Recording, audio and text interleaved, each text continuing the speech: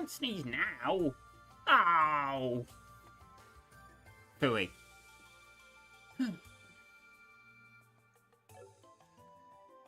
Right. Now, hopefully, everything willing, my audio works, and I'm not going insane. Everything. Excellent. Okay, just had to stand out and check that for 2 seconds. So, welcome back to Trails in the Sky the Third. Last time, we got through all of Grancel. Found out the Lord of Phantasma likes to summon demons in their spare time. How lovely. And this time we descend to a new plane that is similar to Jade Corridor in a way that it's not based on somewhere in Liberl that we've seen before. How joyous.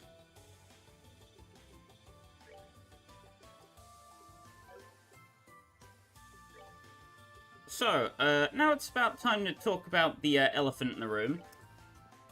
Clippy, why do you have 9,400 times Sepith?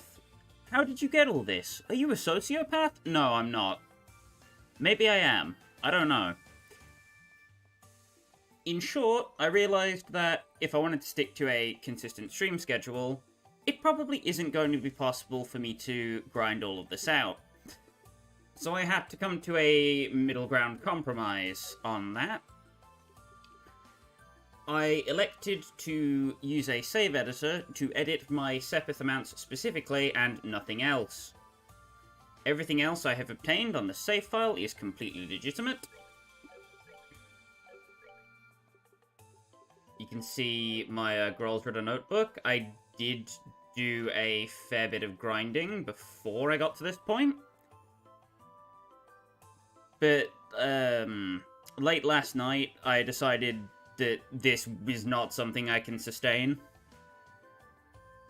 And in the end, I had to, well, you know, make a compromise here. So I hope that you guys aren't too angry at me. If the, idea of this whole challenge is now invalid in your eyes, so be it. I'm playing this game for fun, and I'm not going to have fun if I spend at least 2 full days grinding my ass off.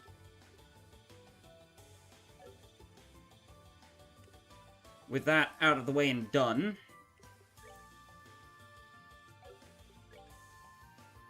I'm going to get started on the next set of dungeons. Also, if you're worried about this impacting the difficulty at all, it actually makes the game slightly harder, because I haven't obviously gotten all the experience I would have gotten from the encounters that I haven't fought. So I'm actually slightly underleveled comparatively to where I should be. All that being done,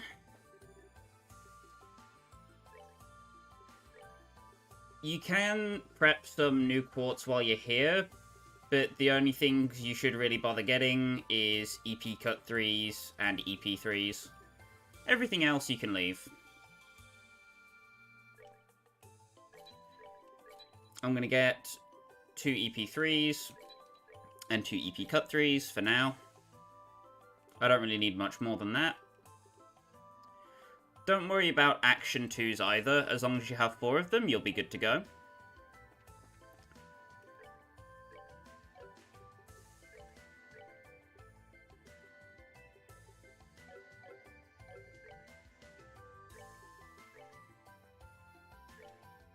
And you want to unequip your entire party's accessories.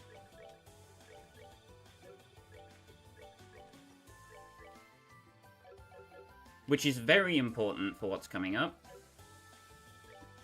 Once you have all of the stuff prepared, you want to save your game, and click the Explore the Third Plane option.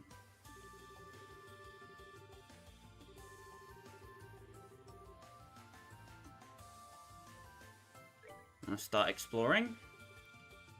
So obviously Kevin and Reese are forcibly split apart from each other. In terms of who should go with who, personally I think Kevin has the much easier path to deal with. So you should leave your weaker characters with Kevin. Specifically, Josette, Joshua, and Chloe.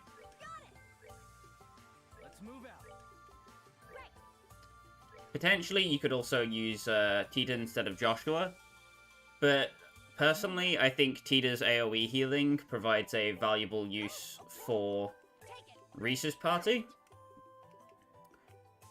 The reason why I'm setting them up like this is because with Kevin's squad, you need somebody who's got very powerful arts, and Chloe fills that docket. Joshua can also take care of encounters fairly quickly on his own, and Josette's just kind of there because she has to be. In terms of actual reasons to use her, she does have some decent defensive stats, but that's about it. For party number 2, Tita's here for AoE healing, and Julia and Mueller are there to exploit the double chain attack powers. Because we're going to need large AoE damage for Reese's party. And Tita, Mueller, and Julia all fill that role fairly well. This is probably the second difficulty spike. Rostrum is about the marker where this game gets significantly harder. If you've got your party set up like this, you should be good to go. Of course, you can do it however you'd like, but this is what I'd recommend.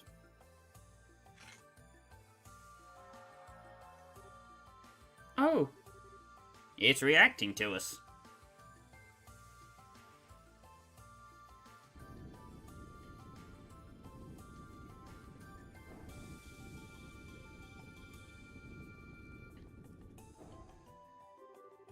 Well, now all that's left is to head through the doors and see what awaits us. You ready to go, Reese? I am. Kevin? What's up? Oh, I get it. Gonna feel all lonely without me to cuddle up against? Not a chance. It's nothing. Let's just get this over with. Yes, ma'am. Alright, time to make our way through this plane. See you guys on the other side. Till then, take care. There's every chance we might find ourselves face to face with another devil, too. So stay on guard and proceed cautiously. Right.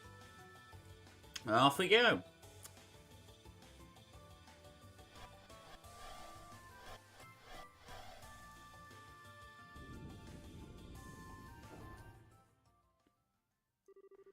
As for which route you should do first, personally, I think you should save the Silver Road for last, because it's the hardest one. And you can pick up some supplies on Golden Road that can be made use of in Silver Road. And now you may be thinking, well, how is that the case if you can't switch items between party members once you arrive in here? Elementary, my dear viewers. We will get there when we get there.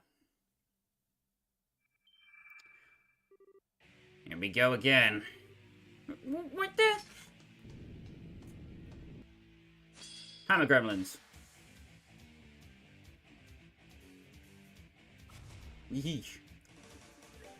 So, Hammer Dwarf are capable of inflicting morph by slamming their hammer on you, and can deal upwards of 6,000 damage, near 7,000 on Nightmare specifically. Not particularly a very funny encounter to deal with, but an encounter nonetheless.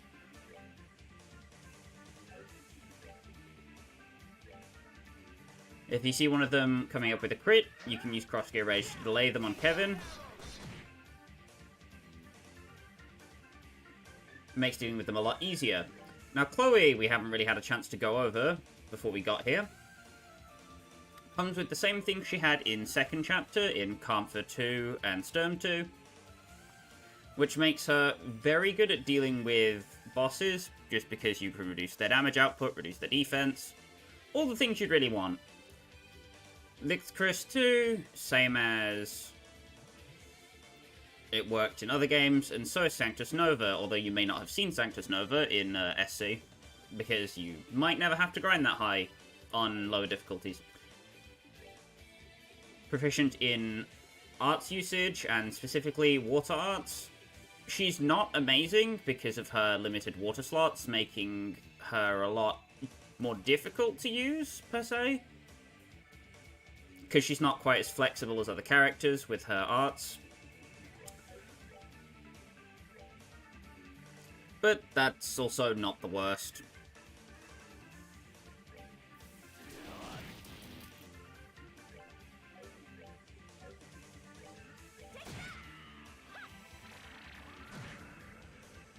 I'm essentially 2v3ing this, but it's completely fine.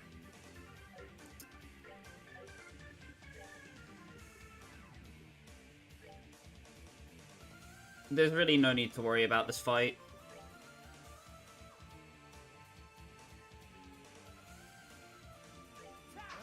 Between Kevin just being that cool, there is Morph. While Morph, you deal less damage, and your movement range is also severely reduced. Kevin's Sacred Breath can heal Morph, thankfully, but there aren't many other ways of getting rid of it. Which can be quite annoying. I'll admit that much.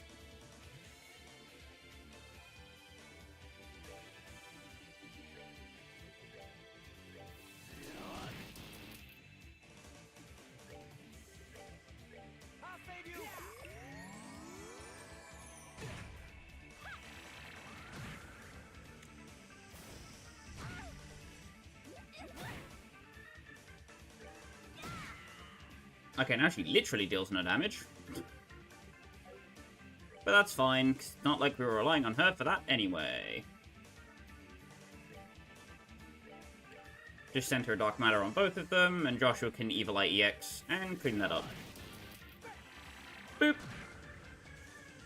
And boop. Uh-oh. Wow, you are still useless. That is impressive.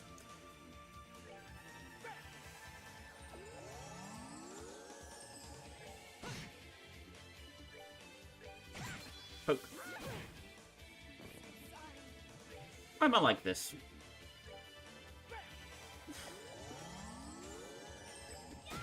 Surely I am just rigging the drop RNG. Smile.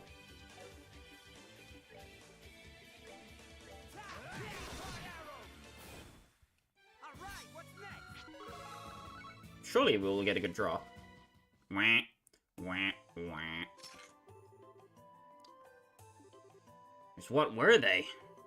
They weren't ordinary monsters anyway. They reminded me of the prank-loving gremlins that appear in folklore. Perhaps that's what they actually were. It's possible. First skeletons, then armored knights, then ghosts, and now gremlins. This place sure is all about that folklore. And not the pleasant kind at that.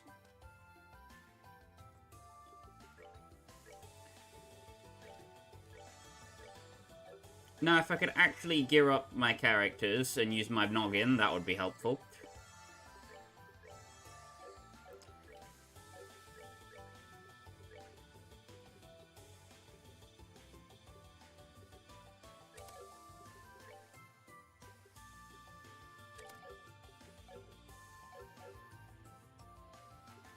Wait a minute. Wait a minute.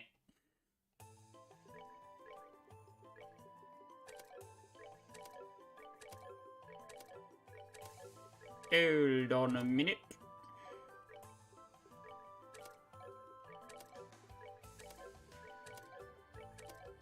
Let me just go back through everybody's stuff here. I need to do some double checking. It's fine.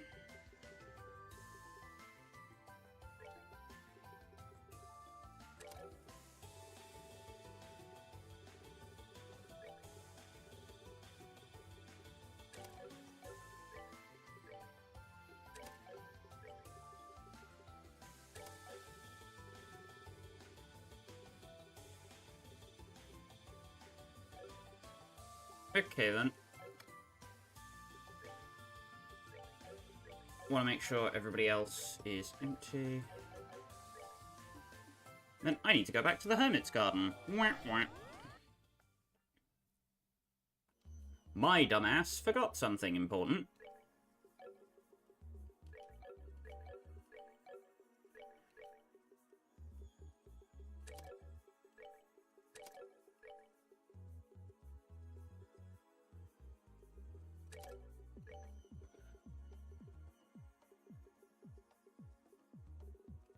You can basically just put whatever junk you want on whoever you want, and there's not really a problem. Problem is, I like to put anything on anyone, which is yikes.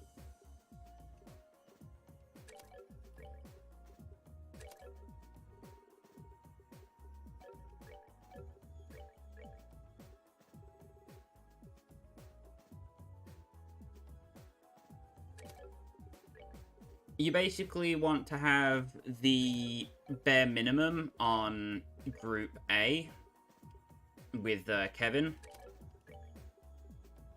So you don't really want to be using any of your extremely rare quartz like Septium Vein and stuff like that. Just bare essentials on these guys. And then whoever's on your Reese team needs to have all of the important stuff. Chloe's fine to hold on to heal, though, because it doesn't really do much. Her entire setup is A-okay.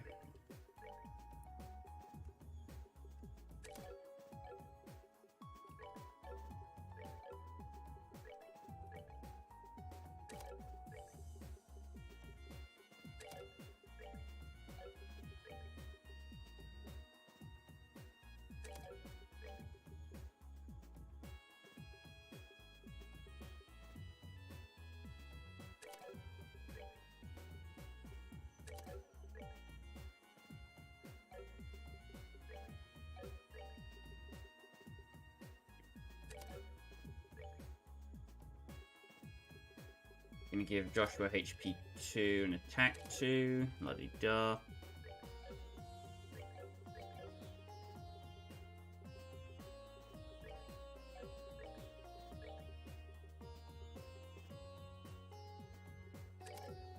Tita's on B team, so she gets all of the good stuff.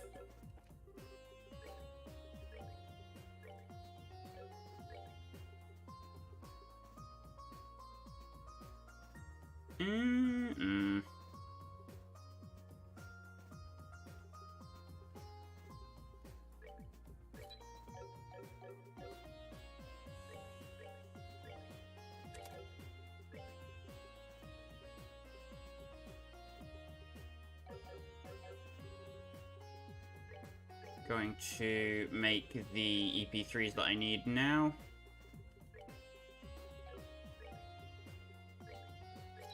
You can make 4 cast 2s, there's no need to hold back on those. Although, if you can avoid buying too many EP cut 3s, I'd recommend it.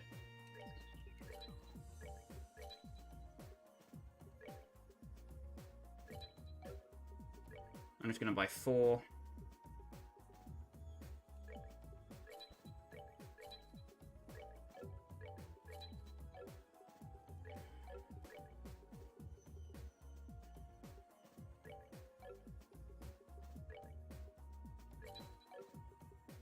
Cap off my action 2s.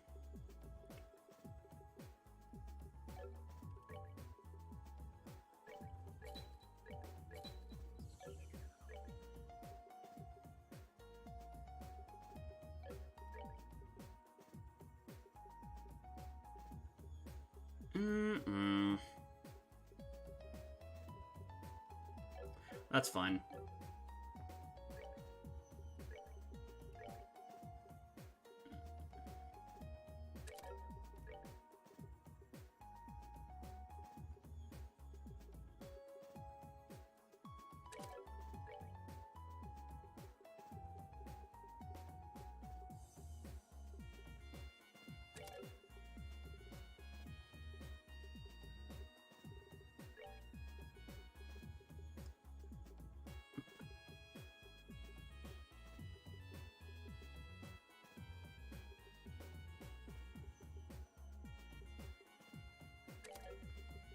Yeah, I can put haze on there. That's fine.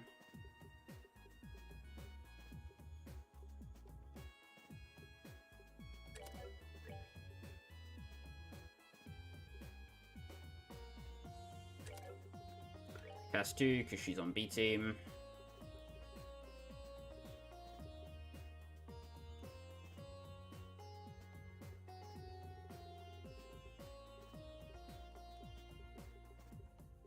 And then we'll fill in a final slot with an attack 2. Sure.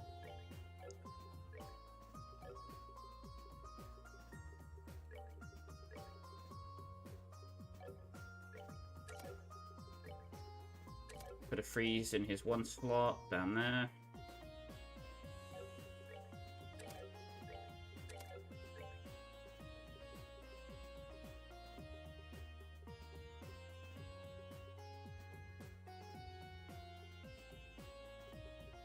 I really just want him to have Thelius for reasons.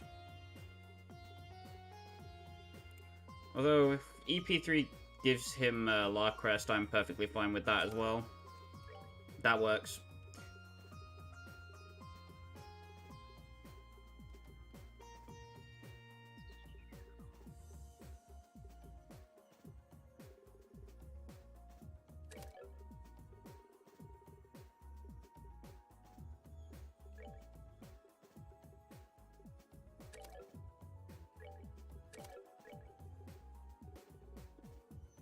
Give him action 2.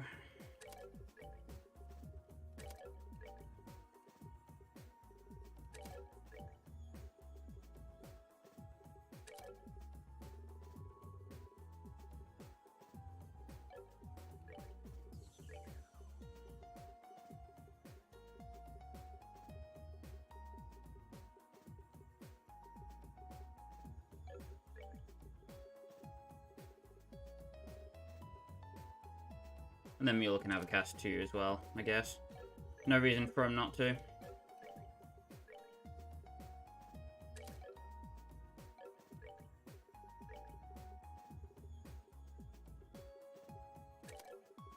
Gonna give Julia EP cut 3 and then a strike.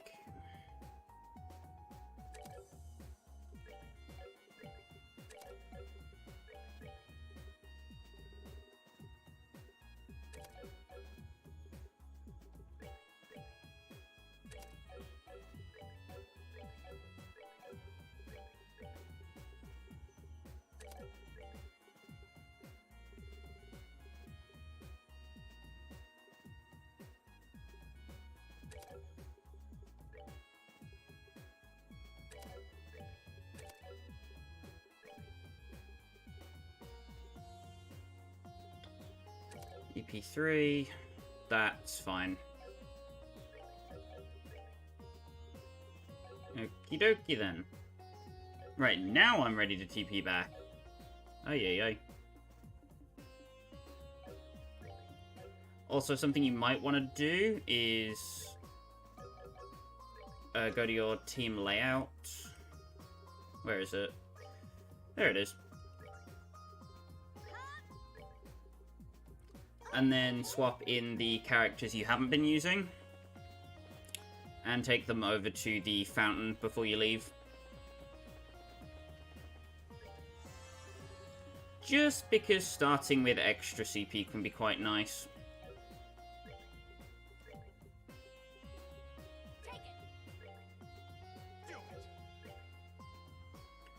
Now that all of that's done. Finally.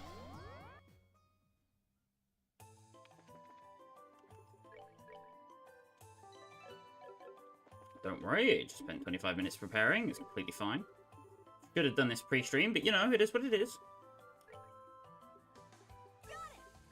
Let's move out. Right. Understood.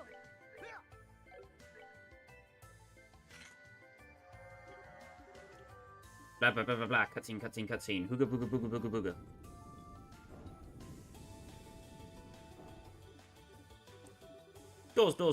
Doors. Reese. Ooga booga booga booga booga. Now that I've sucked the tension out of the air like helium from a balloon, into my lungs. Kevin. Oh no, the enemies are attacking. Oh god. Right.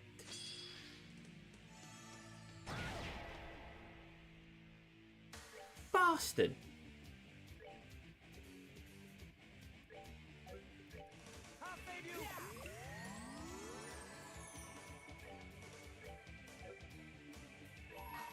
Fuck it. I don't want to deal with this encounter anymore. Joshua, you do it.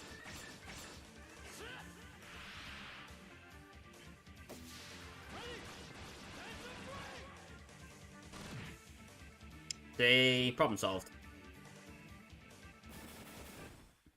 That's that then. Let's move out. Blah, blah, blah, blah, blah. Gremlins and folklore. Folklore and gremlins. Right. Now we're here. Firstly, before you go into the boss, you want to make sure that Kevin does not have the solar seal. You can use it while you're trekking through the area, but you do not want it on him for the boss.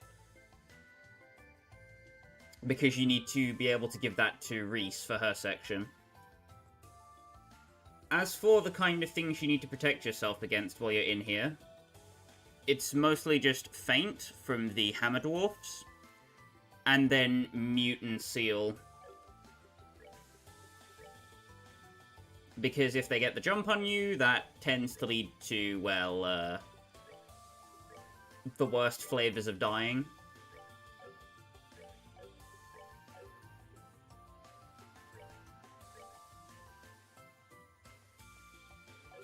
As for Chloe, she can make perfect use of the Crimson Eye for now.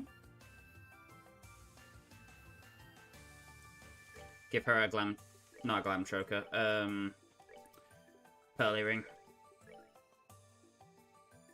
Joshua, we're going to give him the black bangle and the lunar seal. And Josette can have a long barrel.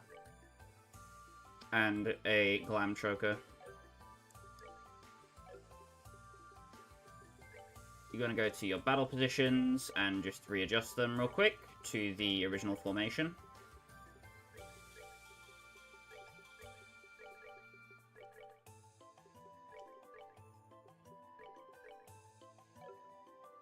Something like that should do.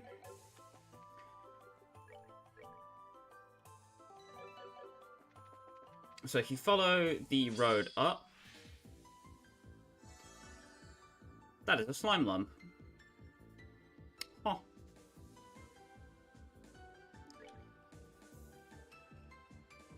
So, wind fairies. A wind spirit that loves pranks, spreads sleep-inducing dust. And then slime lumps. Obviously, we've seen them before.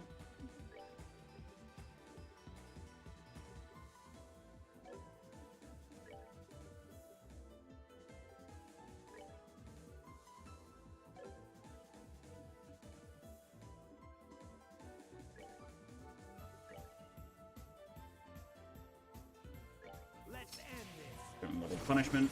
Wooga wooga wooga.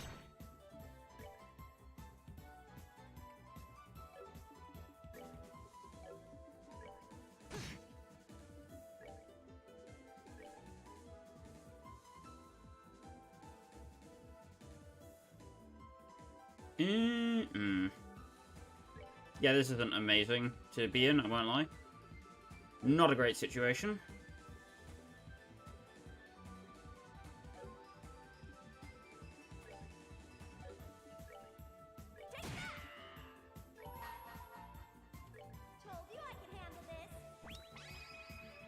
You can handle this, huh?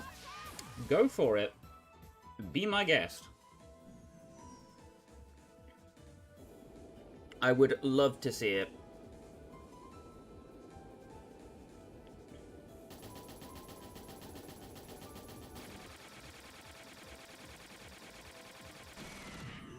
Thank you, God. I don't ask you for much, Josette, but I appreciate the fact that you delivered.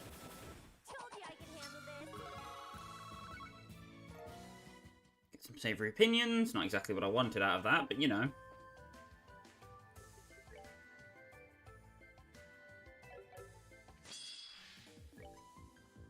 Glories. Malevolent spirit that lives in forest, scratches foes with its poison claws. Yeah, not fun. Wind fairies, we've already seen, and the grimoires. I believe the grimoires are going to start doing some special stuff in this dungeon, or it could be the next one. I don't remember. Either way, be on the lookout for their jerkish jerk nature.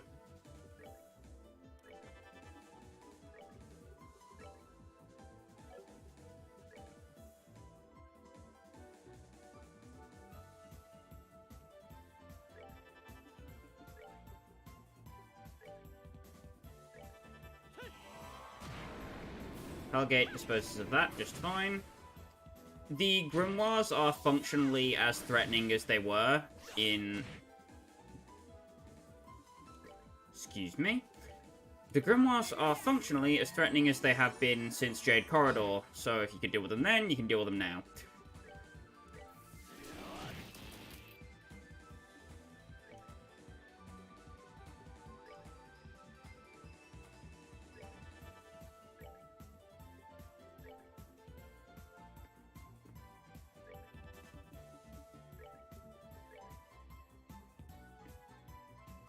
I'm more worried about the Chloride than the Wind Fairy, to be honest. Doi! Well, I got him, it was just a bit too late.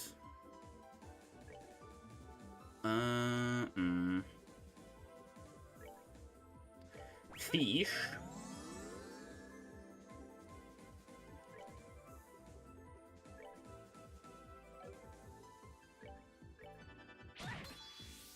I curse you.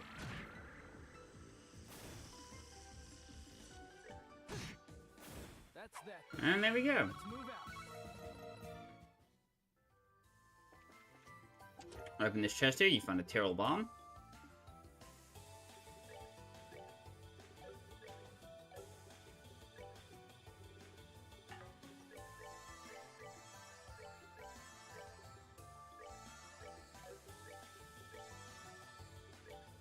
Josette's going to be getting increased EXP gains because of how far behind in level she is, which means that I can basically use her EP without really worrying about it too much for now, because that'll refill.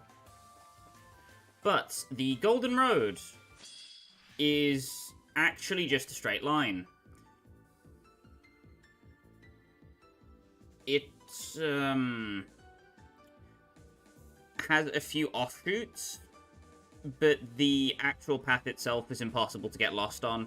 If you hit it at end, just turn around and keep walking the other way, and eventually you'll find the exit. Now, the Meditating Monarchs are a fiend that live deep in the mountains, and is always meditating to achieve enlightenment. They are similar to the Peckers from the previous parts of Sky, wherein they will charge for a few turns, and once they are done, they will come at you with the Fury of 1,000 Suns.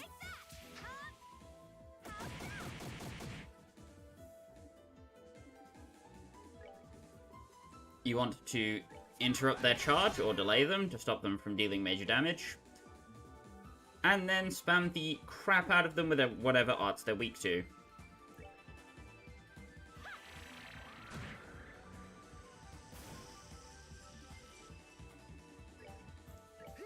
With the defense down, the Hammer Dwarf doesn't really pose too much of a threat.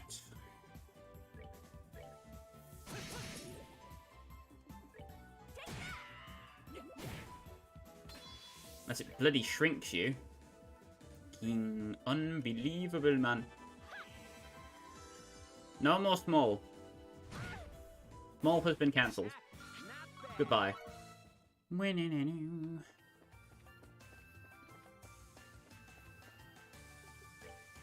Now, that enemy right there is probably the most dangerous thing in the whole dungeon. Before you even think about fighting one of these things, you should probably save. And then make sure you get the back attack on it. The Ghastly Djinn. A wind demon that seeks to be free. Imperils foes with poison breath and strong attacks. Is weak to earth arts, which is the major problem there. Because earth arts suck.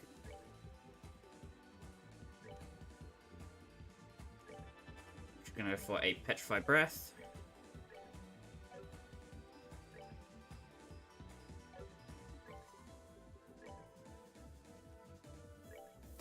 And Flicker to make sure it doesn't move.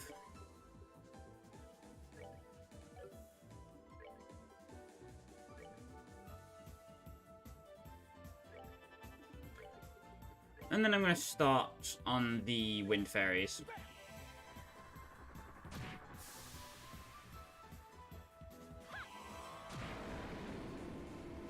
Oh, hey!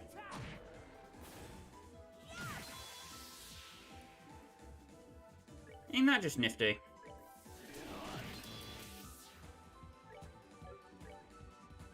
Gonna move Josette out of the way.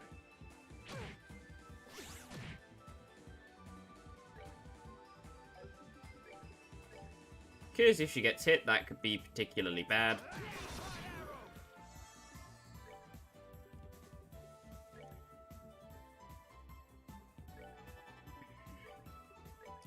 Supreme Dual Strike for that douche.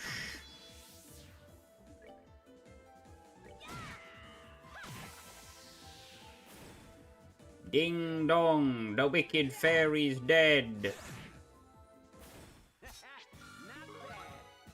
Joshua levels up.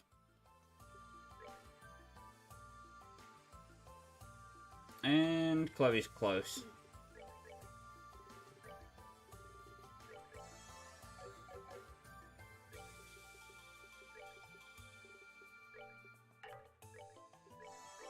Look, Kevin.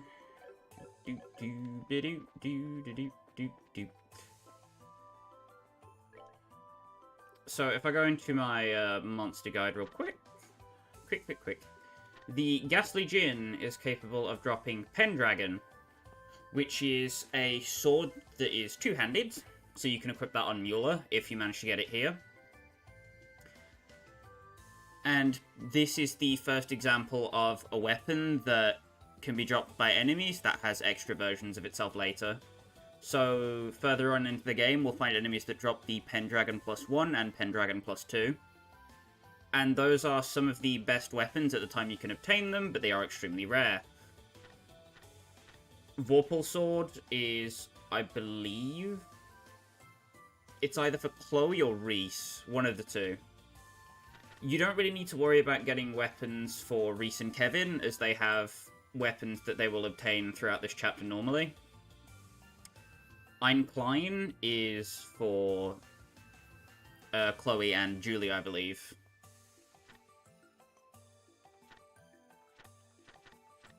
So keep an eye out for the Hammer Dwarf, Djinn, and Glory specifically, as they may net you some extra swag.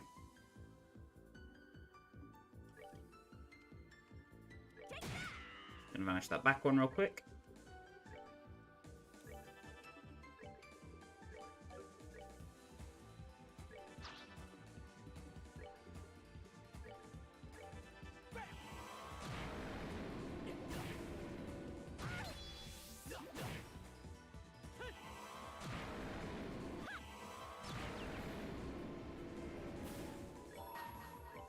Woo-wee.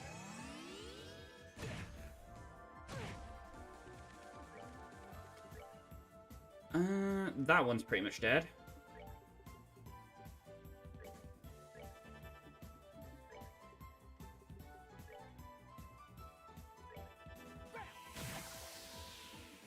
Die.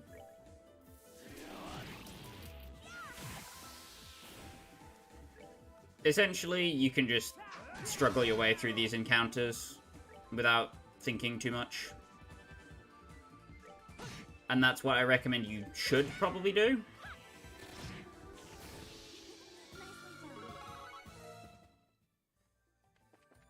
Because this area is far less threatening than what Reese has to go through. I'd say this probably has the hardest normal encounters.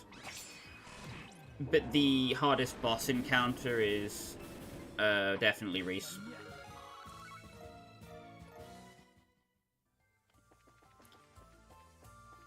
I'm gonna head up, I think? Yes. You can get sting edges. This chest will have a different weapon depending on which characters you come to this area with. Because we have Joshua, we can get Sting Edges, which are plus 500 strength. Pretty damn good, pretty damn good.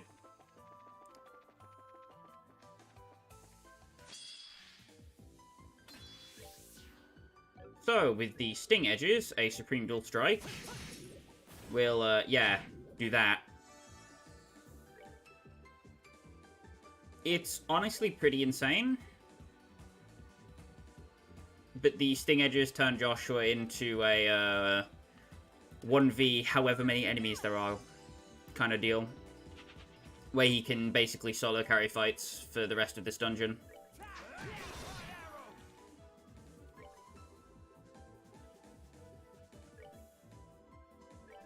Can basically use anything on anyone to kill the Grimoire. I'm going to show off Plunder. She uses her claw arm to steal from the enemy. I believe it can be anything on the enemy's drop table, but don't quote me on that because I don't know.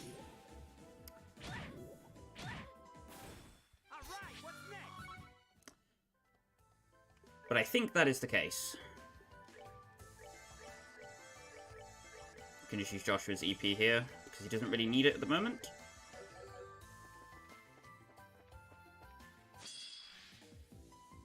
There is an Ares pot.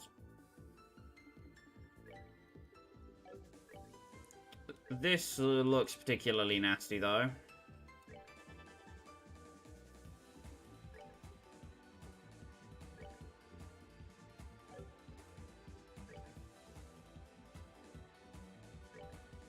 If you can, you want to plunder from the Ares pots, because they have very, very good drops. Case in point, Tyrol Bomb. If you can stall the Ares pot to stop it from getting its turn, this is a very good use of your time. Unfortunately, I can't keep it around for too long, which is sad, but oh well. Nothing much we can do about that.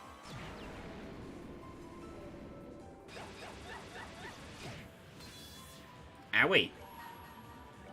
How about no?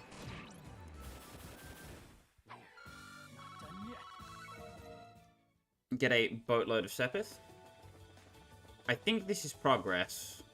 Yes, it is.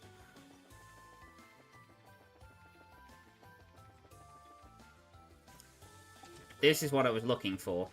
You get 100 of each Sepith. Did you know? Hail from Gambler Jack's name was originally translated accurately as Haru, but it turns out the official Japanese spelling wasn't that, but Hall. This was revealed in Gambler Jack's sequel. You get the Amar Spiritus, which is particularly important.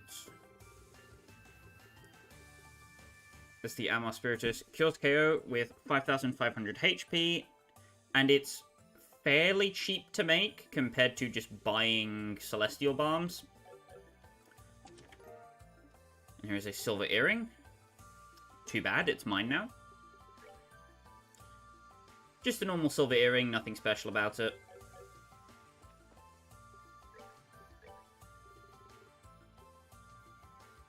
Got a Latira because everybody is fairly beaten up.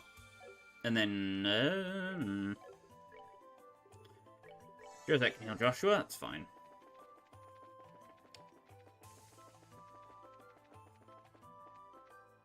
Have to be careful of the Jin here.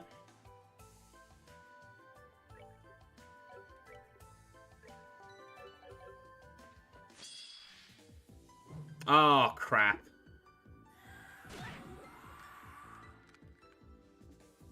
Of course it gets Rush. Why would it not get Rush? Why? Bugger. Well, I mean, it's dead anyway, but that's not the point. Because Josette's just going to give it a little bonk on the snoot. Ow. Die. That's that. Let's move out. Josette levels up, so it's like that fight never even happened. Except for the fact that Joshua got slapped, but that's, you know, whatever. Healing. Hammer Dwarf right there. Ooh, it came with a slime lump as well. How nice.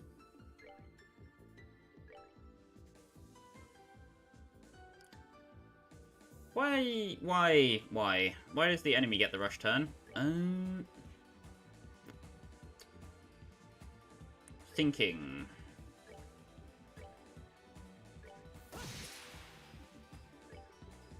Because I want to plunder. I'd really like to get one of these, but, you know. If we don't get a Pendragon, we don't get a Pendragon. It's whatever. They're already rare enough as is. Yeah.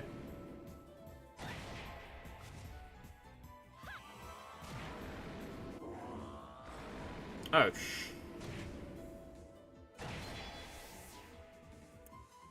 oops.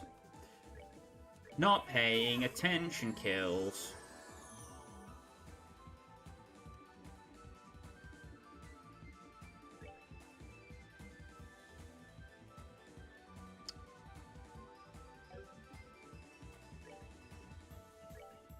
Can I, like...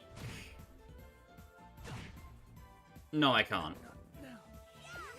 Okay, you couldn't have, like, healed Kevin? No? Okay. I kind of pushed my luck on this one, I think.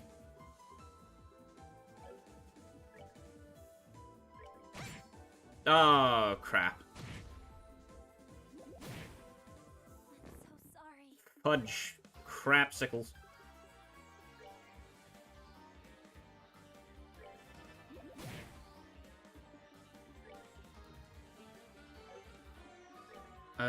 Leroy and or Jenkins. Nope. Josette Clutch. Nope. The slime lump of death. Always pay attention to death throws, kids. Ay, ay, ay.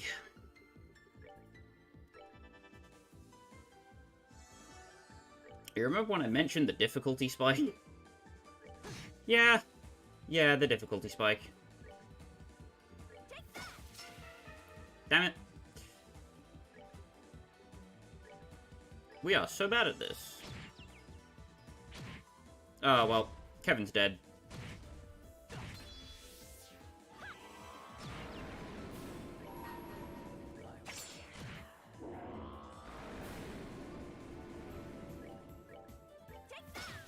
Give me your crap, damn it.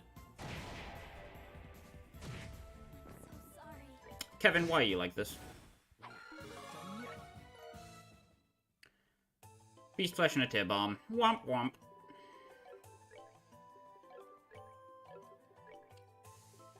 Do I... Seriously? I was gonna say...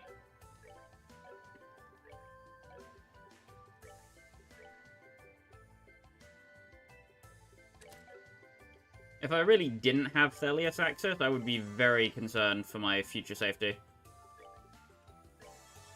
But I do, so it's fine.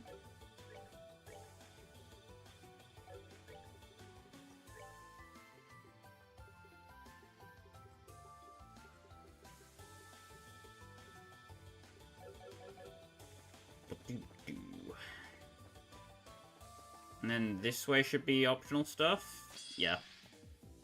I mean, I think there's an area above where I just passed as well.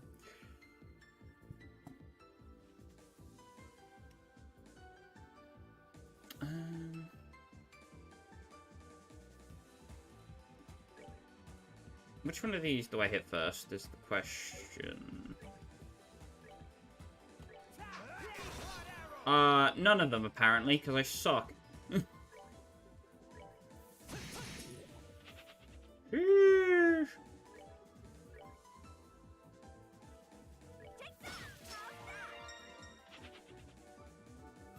Wow. I am bad at this whole stealing thing, huh? Oh, thank God. I got very lucky.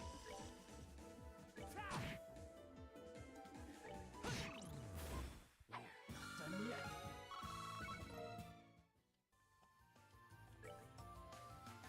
Also, yes, I absolutely did just miss something. Yikes.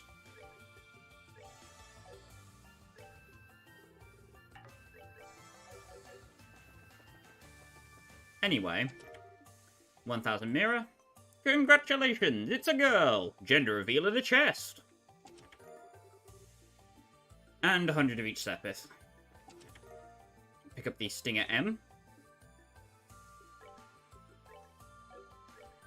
Which is a gun. Plus 500 strength, range 5. I'm gonna go back this way because there was something up here that we needed. And it certainly wasn't this. My god.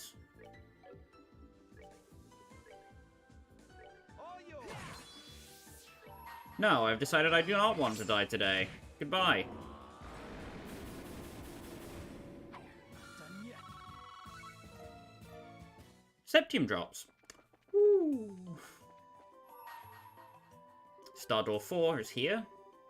Bring to me the man who talks with his fist. Only then shall the door open. See that we can't travel anywhere, but if we could, Star door 4 would definitely be on that list. Also, Mueller giving you bonus speed could be quite nice, but Reese is probably the best option to have for this area on your support. Because having Reese on support gives you bonus Sepith and experience. Who doesn't want that, am I right?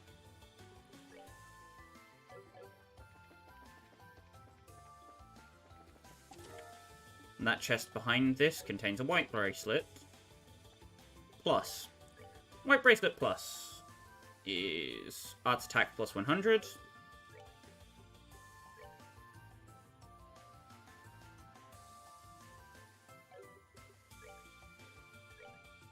Sure, Lamau. Plus 1.3k frickin' attack Chloe. Sure, we'll go for it. Why not?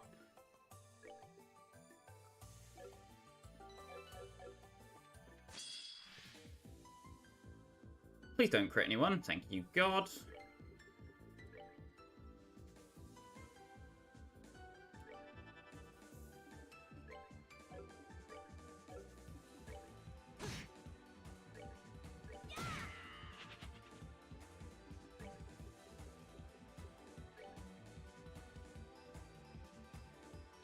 And then for damage, what do we do?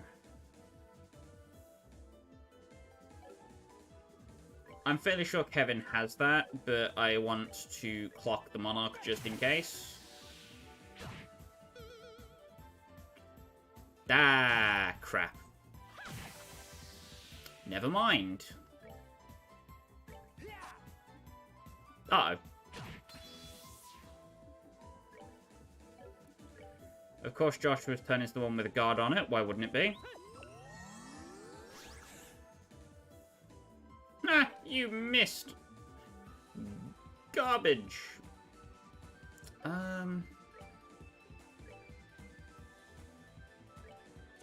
Please? Ah, boo. Die. Done yet. Tender poultry, we'll take it.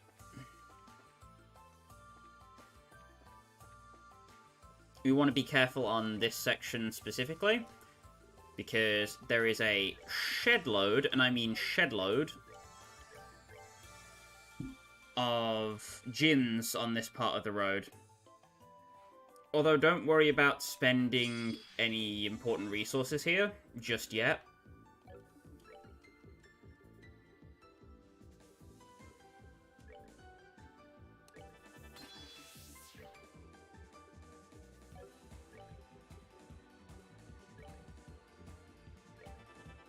Go.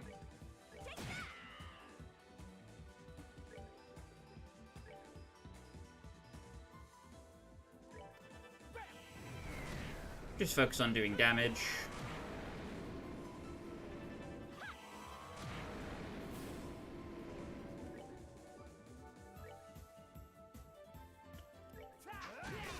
Jin is going to walk up, but I don't think he can do anything.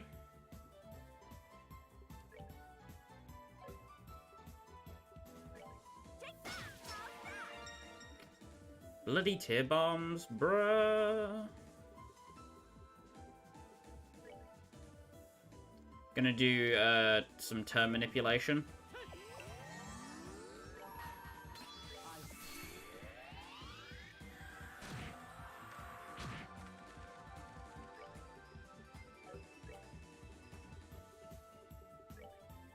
So the reason I tiered there, even though there wasn't an apparent reason, is to move the delay of the attack slightly further forward,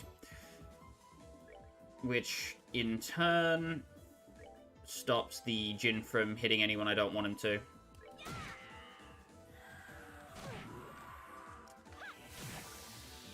Still messed it up anyway, but you get the point. You know, it's not about the success, it's about sending the message or whatever.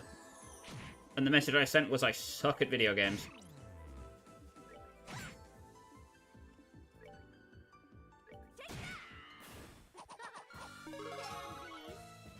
Got a curative horn. Boo-hoo. Anybody need healing? Nope. I almost got back attacked by that frickin' thing. Hey. Ay, ay, ay.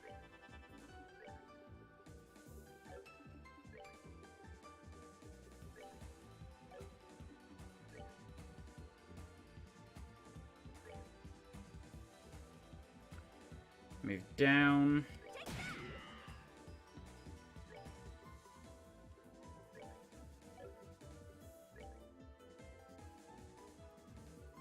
I think Chloe reasonably does enough damage to kill here. I'm just going to center that AoE on top of everyone in the party and hope to God that Josette doesn't screw anything up. Excellent.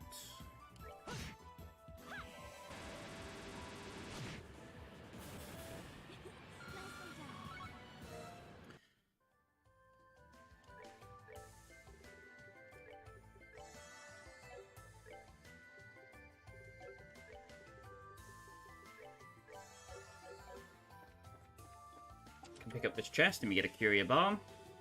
Live creaks. 10,000 years will give you such a crick in the neck.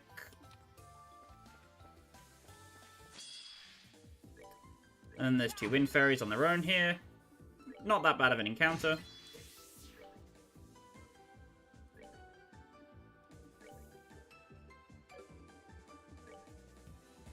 Gotta line everybody up.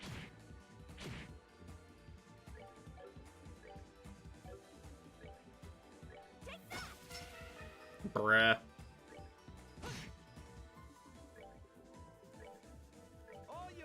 Want to sacrifice arrow here? Just get everybody boosted up.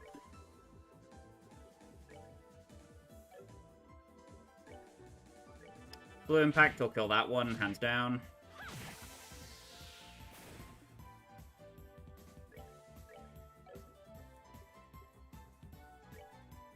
And I just want to make sure that she doesn't die.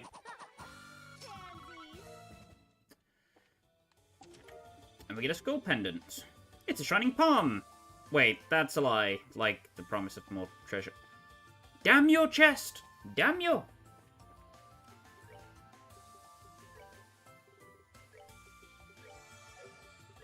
I've been frickin' trolled by a chest too many times. Fool me once, shame on you. Fool me twice. Damn your entire family lineage. Anyway, now that we're halfway along the road, found Ion Bow. What? What's this doing here? Something wrong? Oh, no. I was just impressed at how nice this bowgun is. I'm gonna get some good use out of this, baby.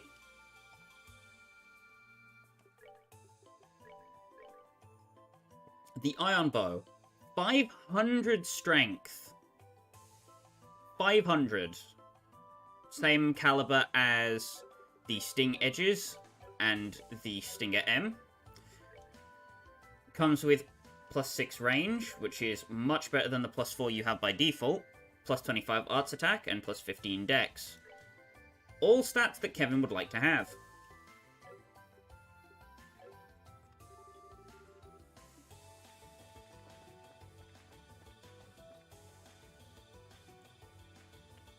Want to mind the Chlories.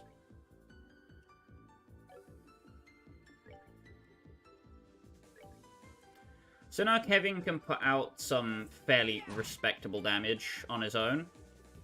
Thankfully.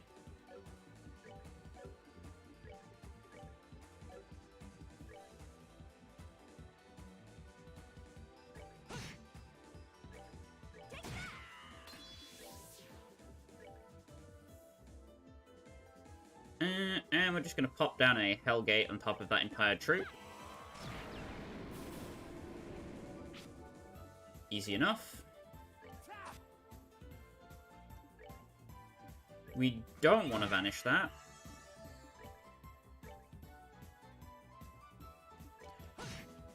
Okay, now we know we can kill it.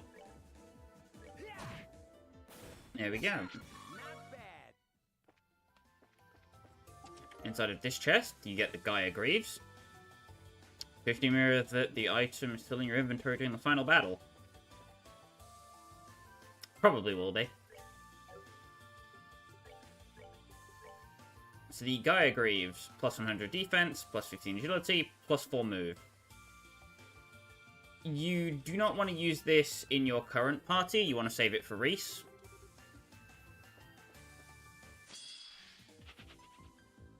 Ares pot flees, thank God.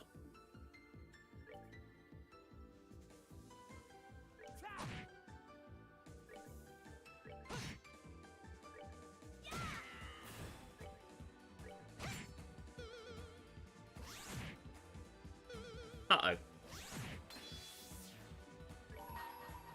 Abort.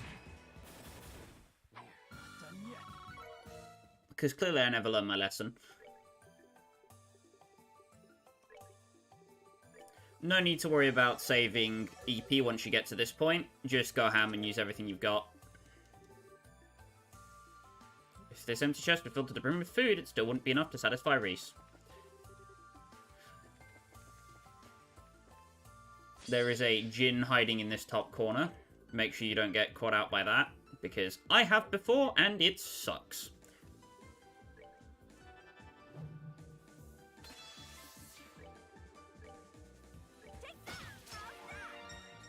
Can I stop getting bloody tear bombs? My God.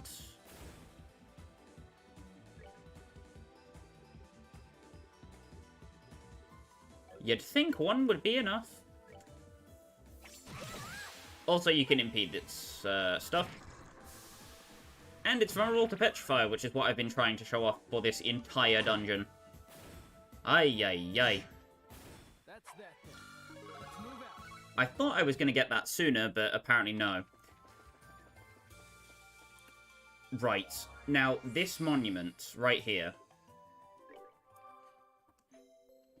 This is the reason why I said you do not want to make action 3s. Because you can synthesize them here. This is why you didn't want to get action 2s, because if you did, obviously you would have wasted a bunch of time Sepith, and then you would have had to farm it all out again, and blah-de-blah-de-blah-de-blah.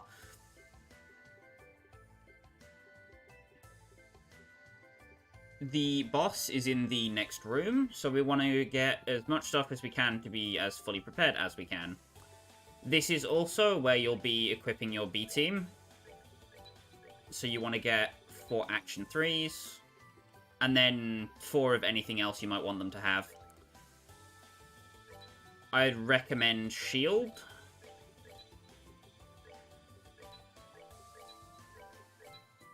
And then attack. Mind as well. And you can also get HP 3s now.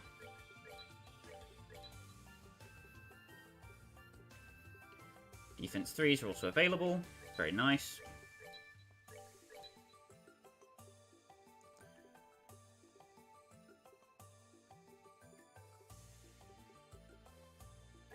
If you have it in the budget, I'd recommend getting a HP and Mind 3 for Chloe in this party as well.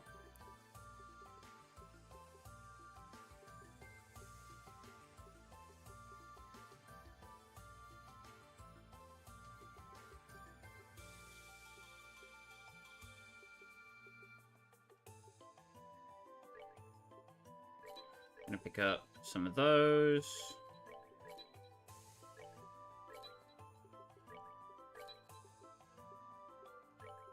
And I'm gonna get hit 3 just in case. No real reason to, I'm just trying to future-proof as much as I can here. You can also shop. This is why I didn't bother buying the Solis Bow or the Holy Choir earlier, because there's really not much point, as the items you can obtain are just straight up better.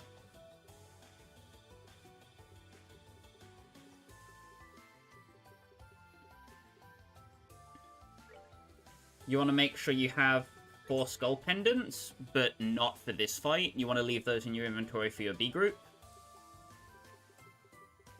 You could also buy your other team titanium suits and composites for what it's worth. I'll only be buying 3 titanium suits and 3 composites, however, as Mueller already has better equipment that I'd rather be using on him. Tira bombs are finally affordable. Barely, but affordable.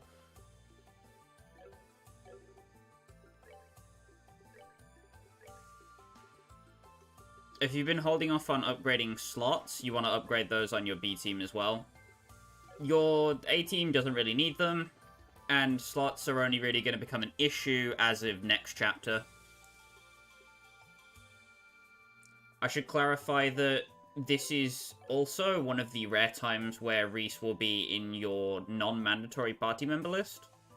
So taking advantage of her extra EXP gain while you still have it is probably a good way to grind if you are concerned about level grinding. However, we don't really care about grinding because we're on a boss. For that reason, I'm going to be using Mueller as my support, because the extra speed and defense will come in very clutch.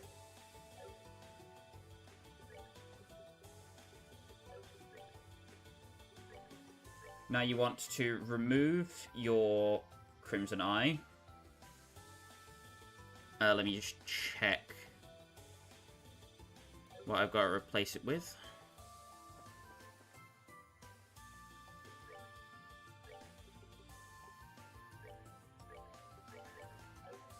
Want to remove any items that also have a crap load of bonus stats, because we don't need those on this group.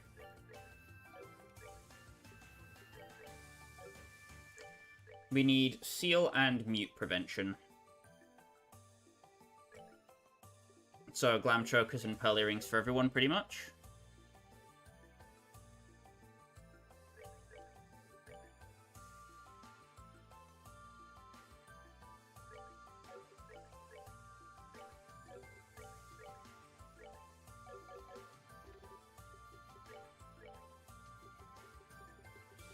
If you already have all your pearl earrings, you can buy your glam chokers. They are expensive, so you might not have it in the budget, which is completely reasonable to assume. If you don't, nose to the grindstone for you.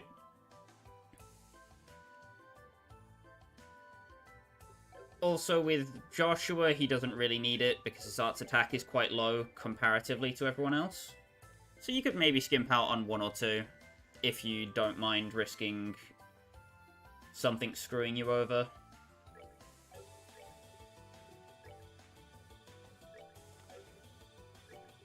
Pop the glam chokers on everybody else. And as long as your HP and EP are restored, you are basically ready to move forward. What I do think you should do, however, before you go on to the boss, is fully restore your CP, which doesn't take too long. Now that that monument is registered, you want to move down and out.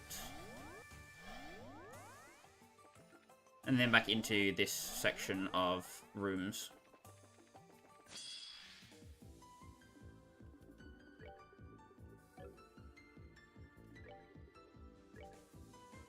All yours. All That's yours. perfect.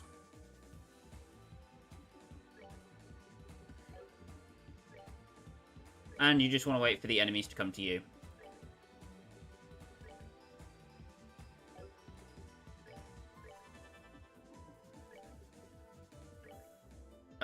Josette's Craft Anchor Flail can make doing this farming method really easy, which is what I recommend doing if you need to do this. Oh god damn it. I'll save you. Stop it, you.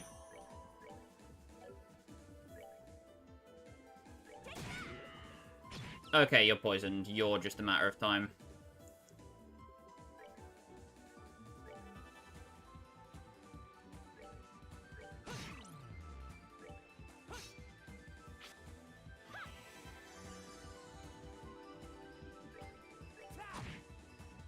And you're dead. Cool.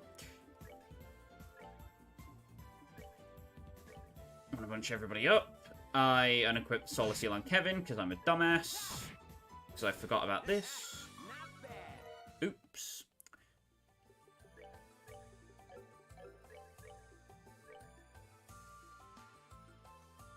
Sorry, you want to give Kevin the Solar and Lunar Seal while you're doing this. My bad. Brain death imminent.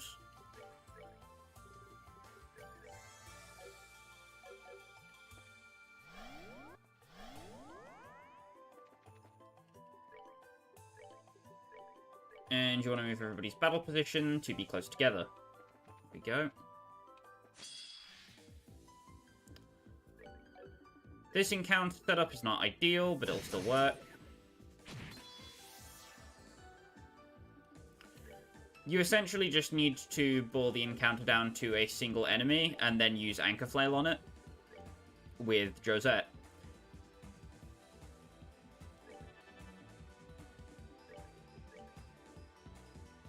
For example, the Meditating Monarch, because it has high defense, we'll use that as a dummy for this.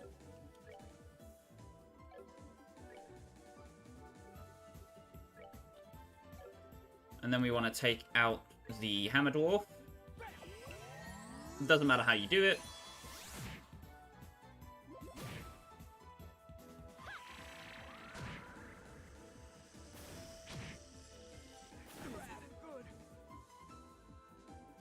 I need him to be alive, damn it.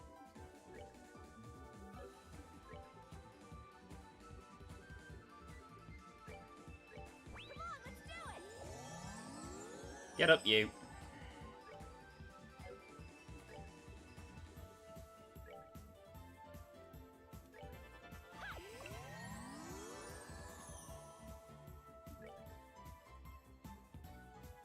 So you want to have Kevin positioned at the top of the screen,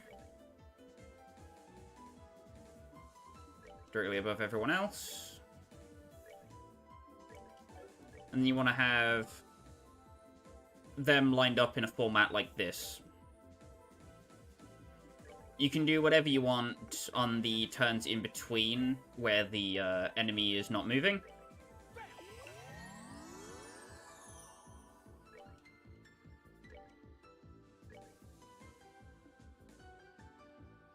Now, if the Monarch ever wakes up, you want to Anchor Flail it again. But on all of Kevin's turns, you just want to Sacrifice Arrow down the line.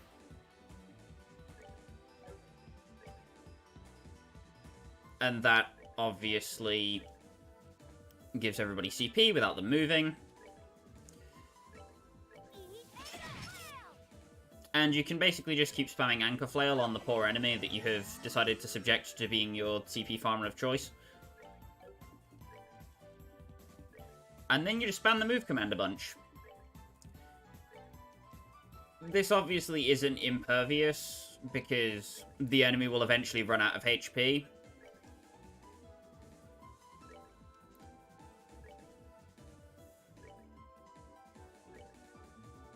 But still, it works. This is also what I did in my casual playthrough, so I recommend doing this.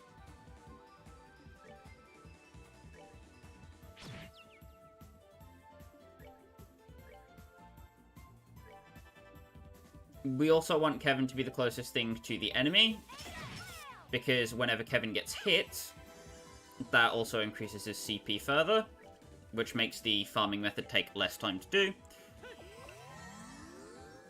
This is much worse with Reese's group, because she doesn't have access to Sacrifice Arrow, obviously.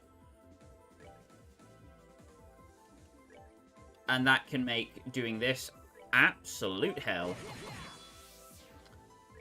Now that everybody else is back up to full, we just spam move until Kevin is all the way up to 200, and then we reassign his equipment and move on.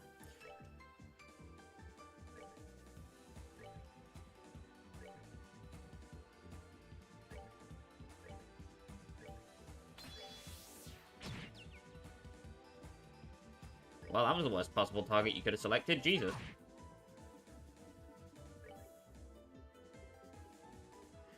Now that everybody else is maxed, though, we don't need to worry too much about their positioning, because we just need to anchor flail the enemy.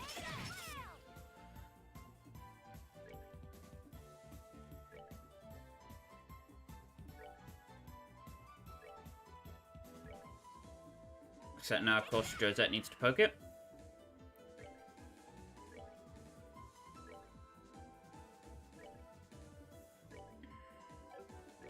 That'll kill it. To move everybody back.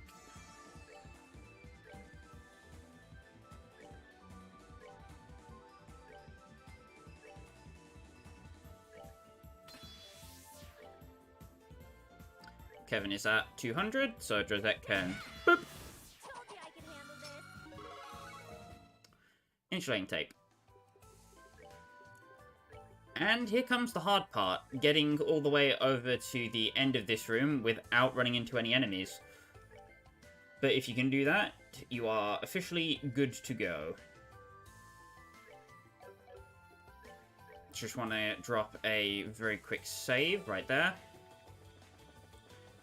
And as long as you hug the right and then left corner, I believe you shouldn't run into anything. Can restore your HP and EP. If your setup looks like mine, you should be good to go.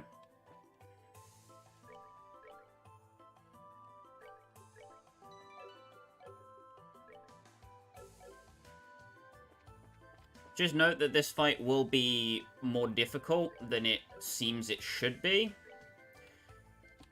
because of the forceful restrictions I'm putting on at the moment. Because I want to make it easier.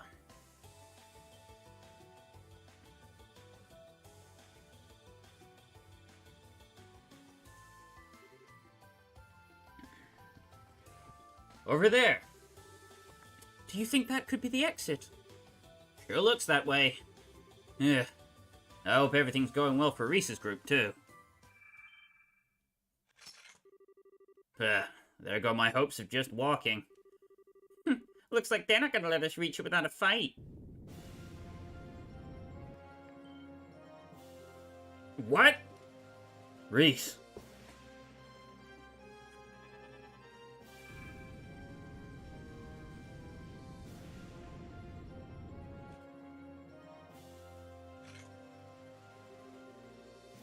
Damn it. Is she being mind controlled or something?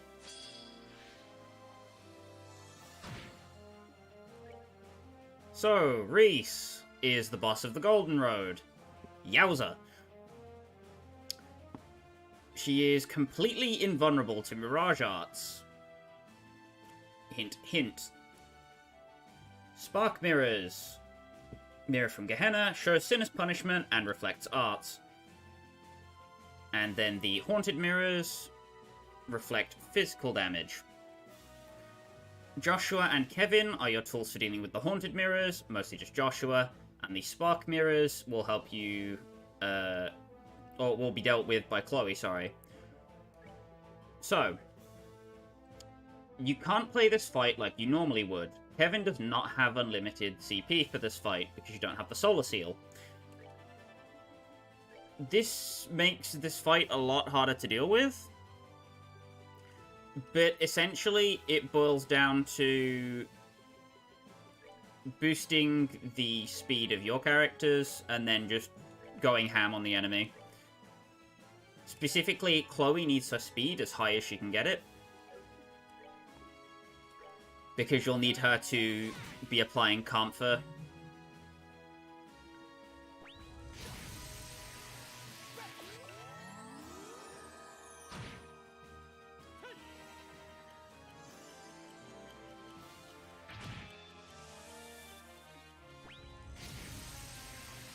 Sealing Thunder, Inflict Seal. Ow. My face when I mistimed the input. Oops. But, yeah. Very quickly, just let me reset here. This never happened. Yada, yada, yada. Blah, blah, blah, blah, blah. Thank you. Do it again.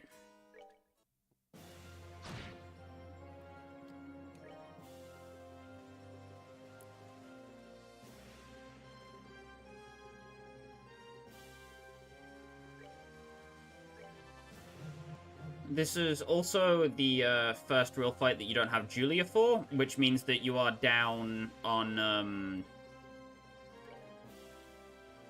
access to things like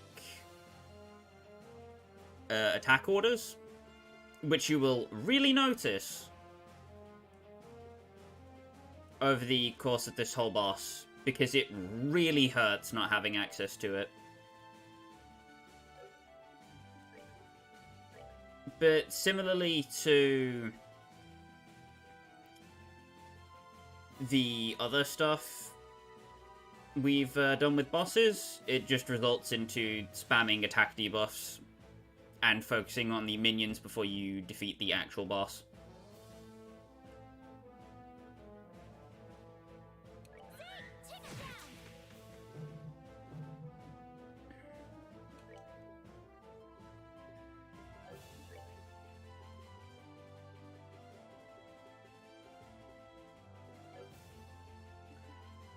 Hold on a minute.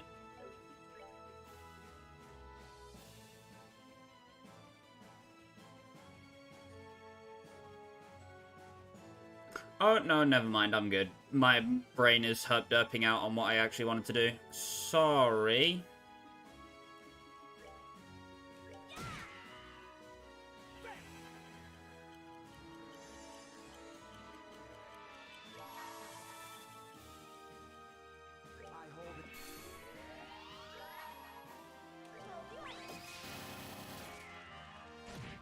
Fire Bobcat, it's perfectly fine. Then once Joshua's Clock Up EX goes off, you can Phantom Raid.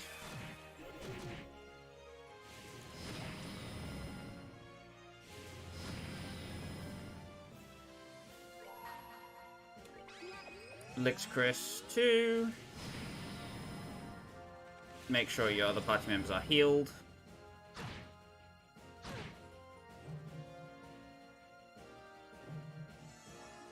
Yeah, this is a very tough boss to survive the start of. If you can manage that and get your speed up, though, this is fairly workable.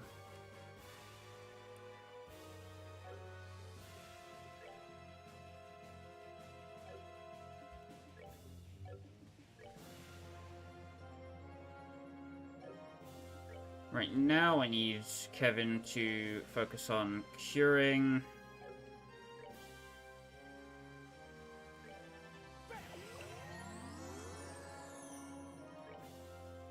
And I need Chloe to move.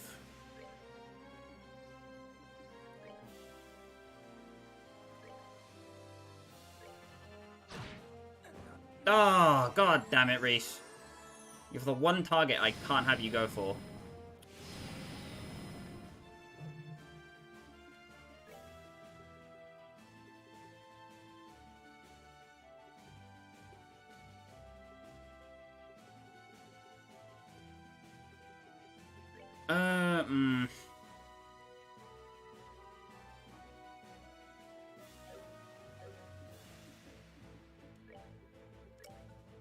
This could be worse. You do not want Reese to go into her second phase when she's like this, or when the field's like this, otherwise you'll have a lot of problems.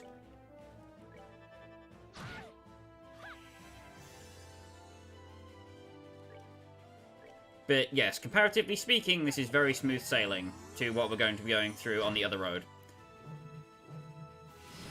I think she just saved me? Yes, she did.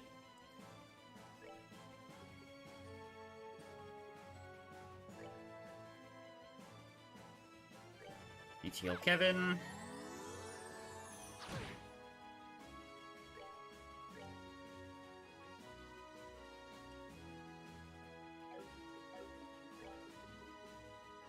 Can I reach Joshua from here?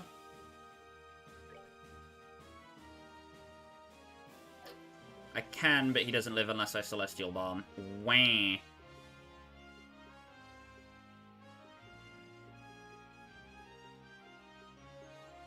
I guess that's fine. I don't like it, but I don't really have much of a choice. Oh, and Reese is gonna kill Chloe anyway. Ah, damn you. You suck. I don't think I have anything that can block that either. So, if RNG wills it, we lose. Which it probably does. Never mind. Yeah, I woke up and chose to be dumb. Thank you, game. Very cool.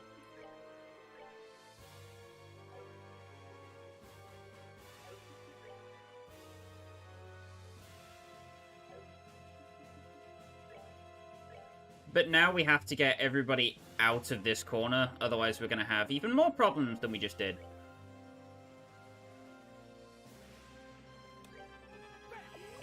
Specifically, I need Joshua to be alive for more than 5 seconds. Ah, oh, crap.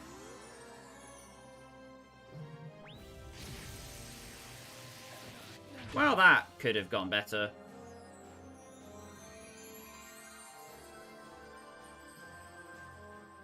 Ah, poo. Right then, take me, sweet death!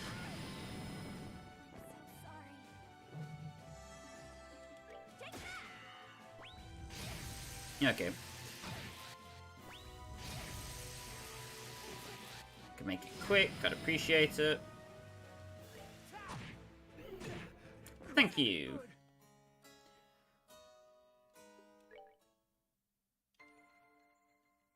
And yes, I meant to do that. I forgot.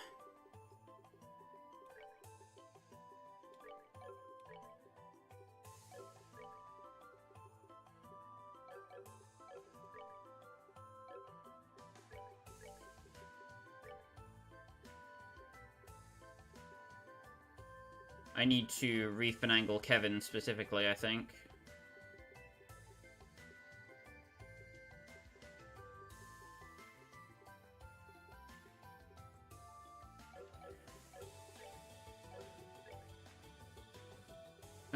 Notebook. La da da da.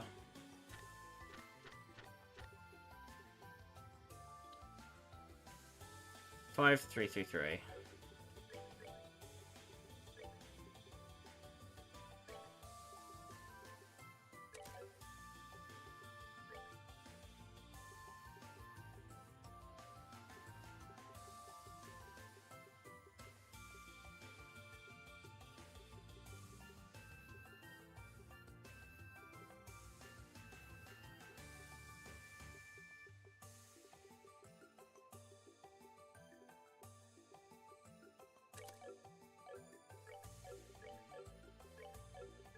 I need that on Kevin.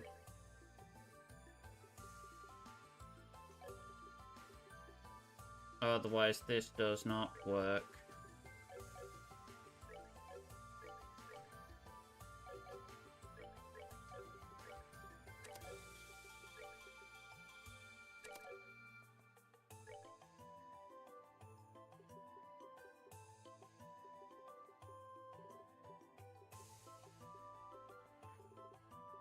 Where is my thing? That'll do. This is the secret sauce.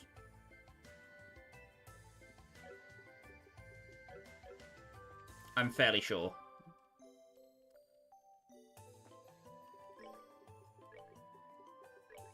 Also, I need to do that.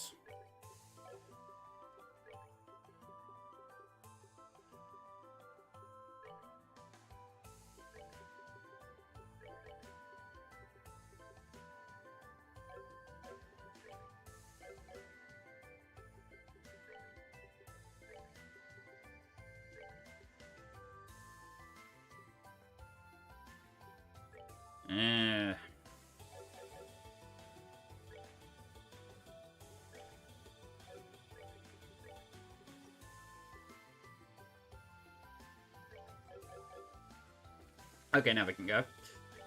Hopefully this works slightly better. I think it should, at least. Is the idea.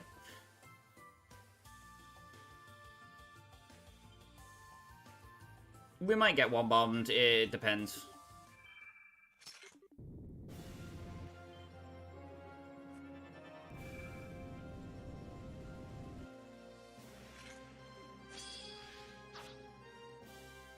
Well, I really would have liked that crit game.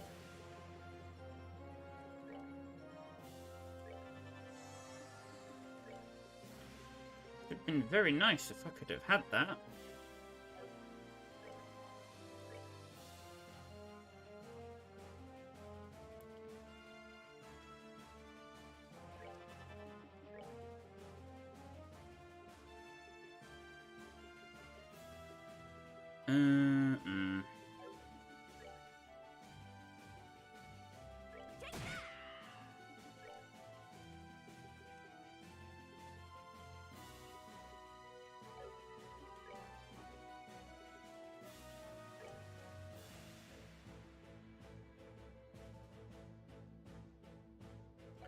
I wonder if this is classed as an art, actually.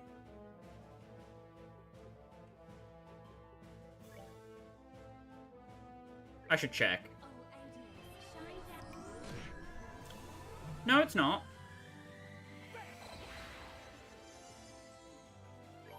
Well, that makes that easier.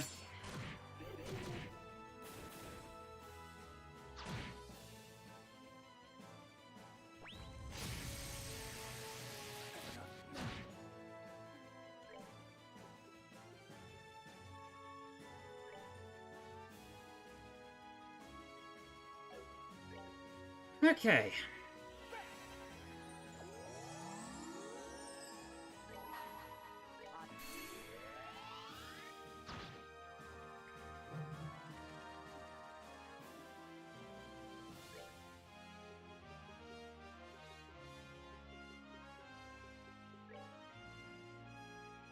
Kevin's CP meter is bugged? Okay.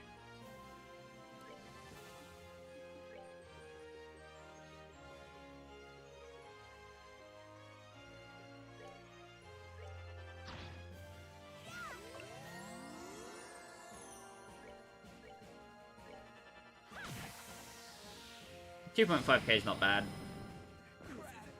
Okay, now he's dead.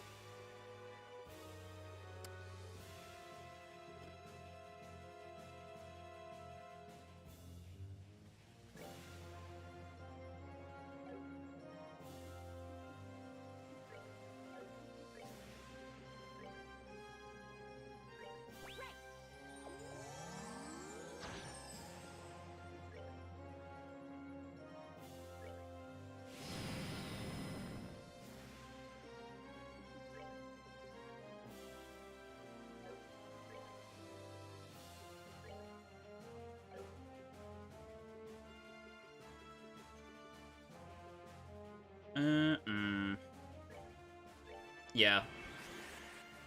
Fuck up.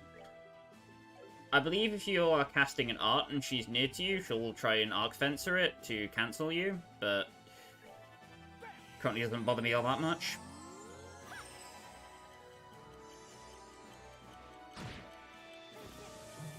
Well, that's annoying. And that's really annoying.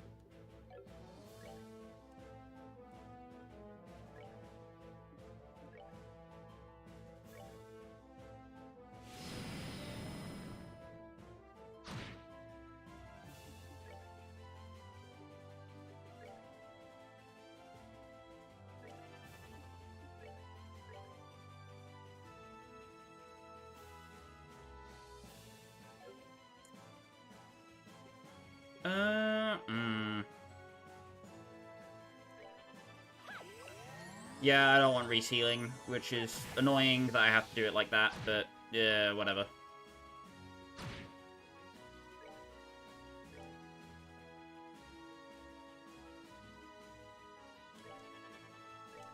Can't really change much about that. And they can definitely reach Kevin before Kevin can kill either of them. Uh-oh. Goodbye, Cruel World. Yeah, because I can't out-heal or damage that. So sorry. Okay, we're halfway there. Whoa, living on a prayer. Bon Jovi.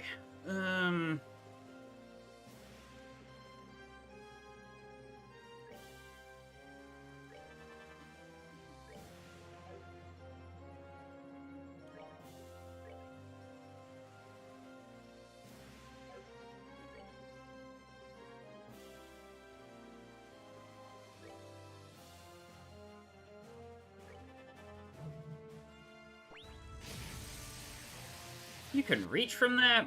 Boy. Boy, stop. You get out of here. Do not have time to be dealing with your crap.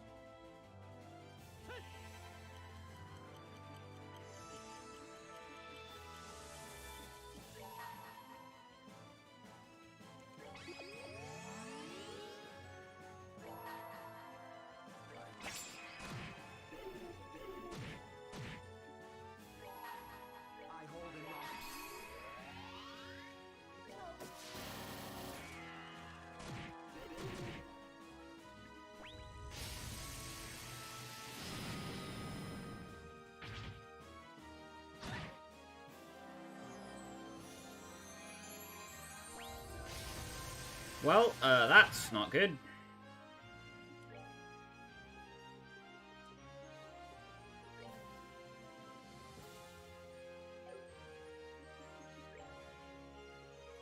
That is very not good.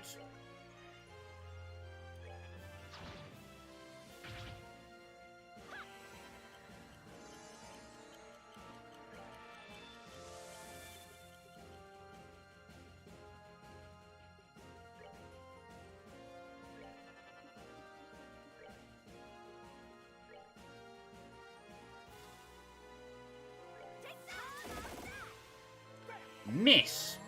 Josette, it is a freaking giant mirror. How do you miss that? How does one? How does one fail to hit that? I don't know.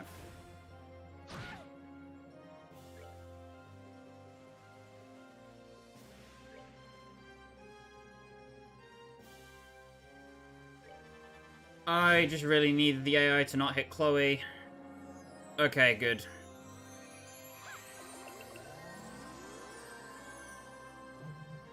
Yeesh.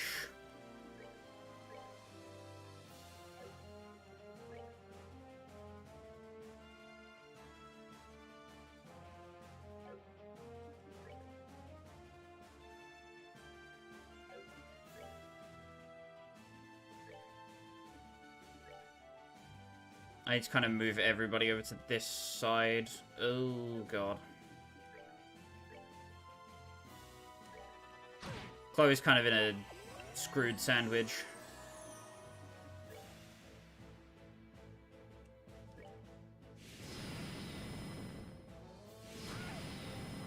No. Crap.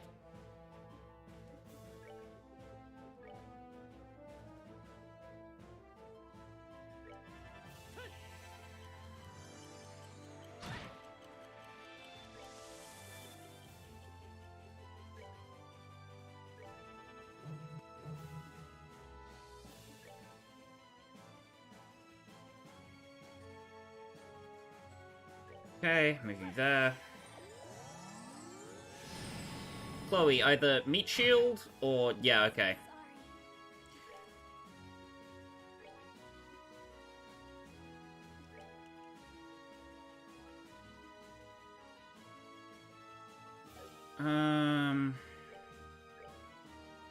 Kind of have to get hit by a Dawn Blast if I want to do anything.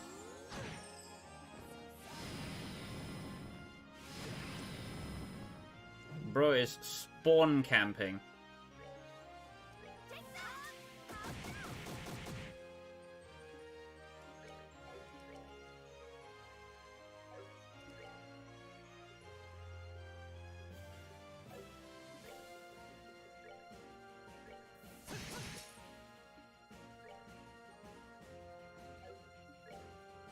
Nope.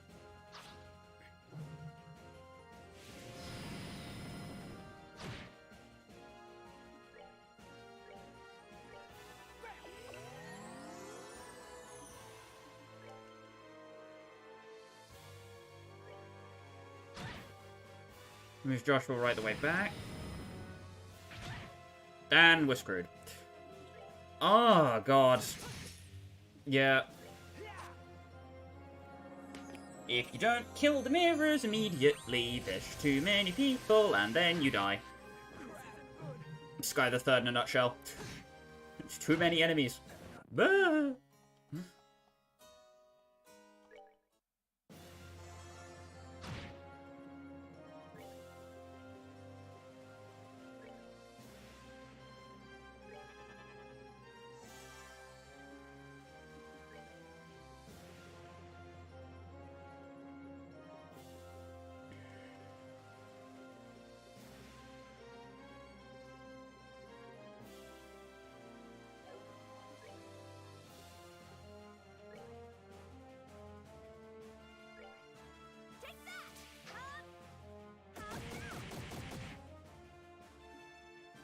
Yeah, so she should get knocked back by it. What the fuck? Why didn't it work last time, then? Ugh.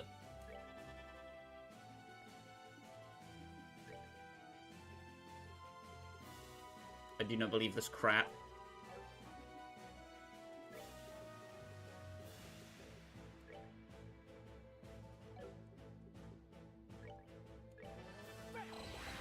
Okay. Now I just need Chloe to live and everybody else to not suck. Difficult task, I know.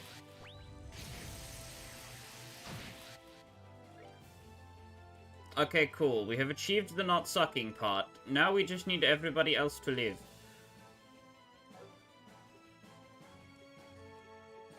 Which, now that I think about it, might be difficult.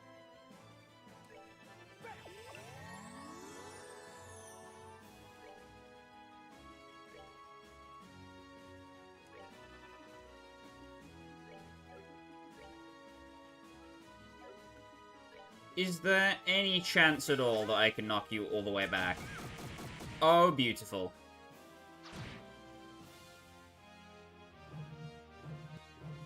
Walk your ass down the aisle, Binch. No, I have just thrown immediately. Oh, God. It's not what I wanted to do. Oh. Screw it, kill me. I'm done with this world. I'm tired of this shit.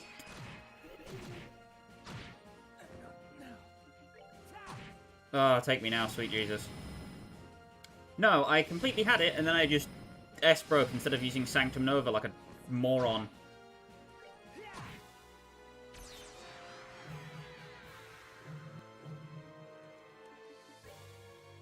Anyway, Doppel Reese, lol. Also, please kill me, thank you. Ding. Dong. This isn't good. Oy, oy, oy, oy, oy. But yes, the general point of this whole thing is La Forte plus Chloe not dying equals W.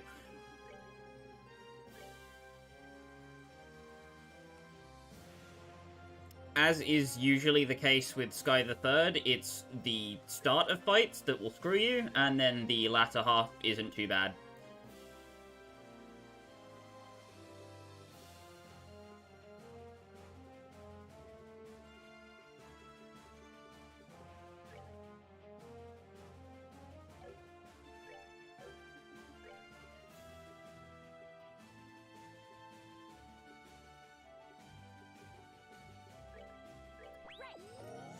Oy, oy, oy.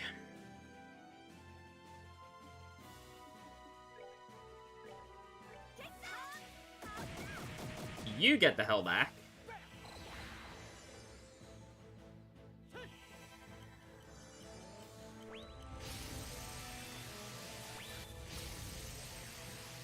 Okay, and they both missed. That's literally perfect RNG.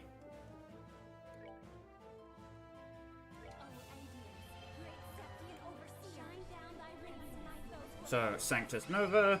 Divine Light, grant me the strength to punish the wicked. Balls in your jaw.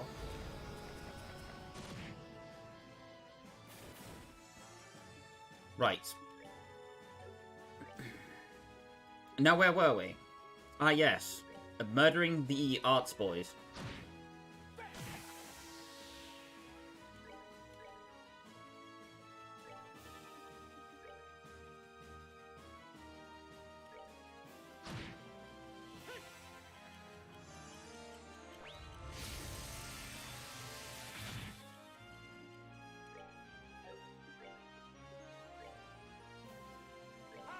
Sacred Breath.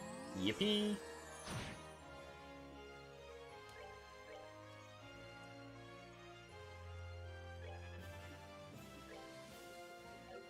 This may seem quite arbitrary and as if I'm making life a lot harder for myself than I need to, but trust me, it's worth it. I'm hoping Reese stays put and goes for any of those three instead of moving somewhere else.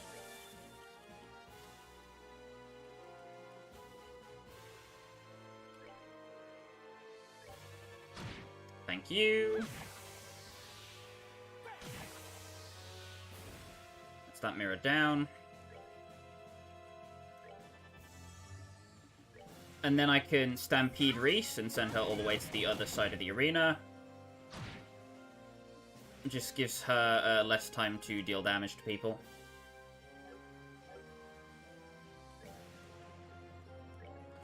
Need to heal Joshua or he dies.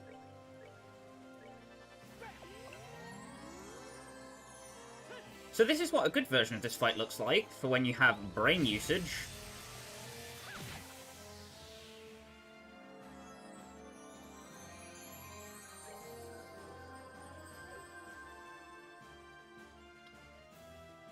And once everybody in your party is clock up EX'd, it then just becomes a manner of, how do I not do the die?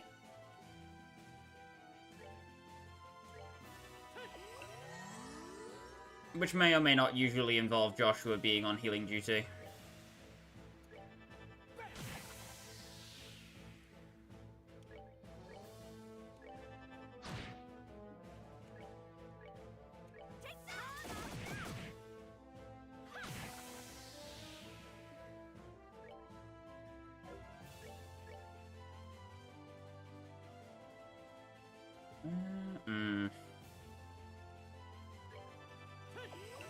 Gonna heal. Reese can stall the fight out for basically as long as she wants by spamming Holy Blessing, which is annoying when she does it, but There's really nothing you can do. You just kind of have to grin and bear it at a certain point. I was going to have Joshua EP charge Kevin.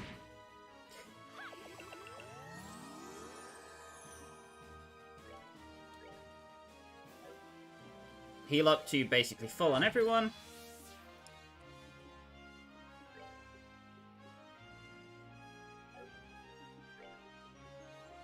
You can use another EP charge on Chloe if you have an abundance, like I do. And then we want to wait. Move the boss into phase 2.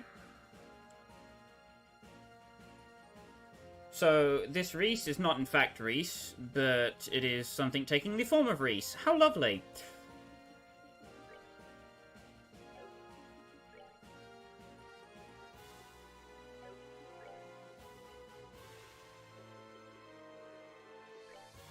Pretty much same strategy as the first part of the fight, where you just spam strong arts and spam strong crafts with people who use crafts. Once you've managed to eliminate the mirrors, dealing with Doppel Reese really isn't too difficult. Stampede and Comfort can make particularly light work of any damage she could deal to you.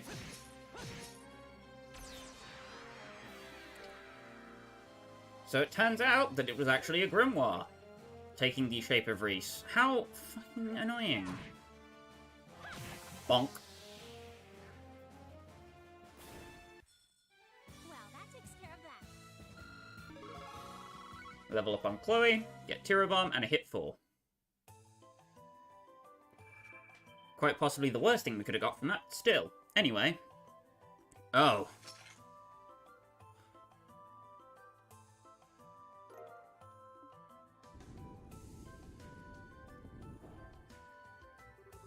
Well, looks like that's the end of this trial.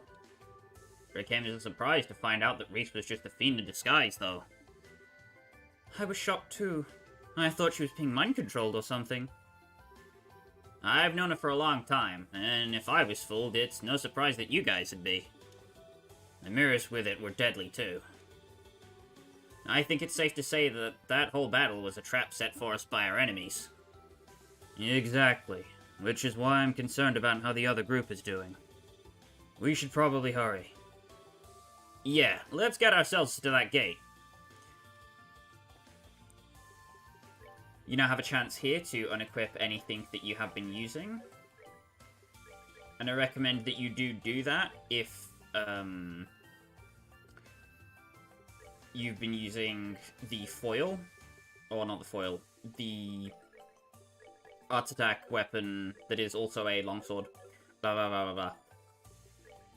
And that you save here just in case. As you can now also strip all of the quartz from this group, because they will not be being used for the rest of the chapter.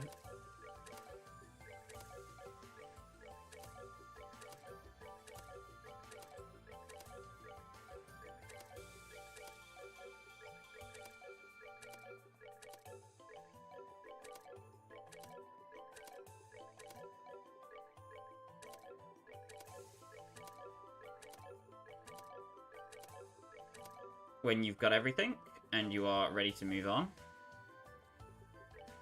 Save, and approach the next road.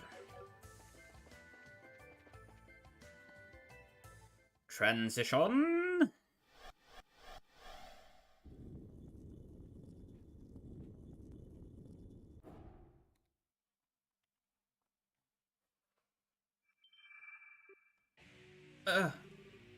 We've got company.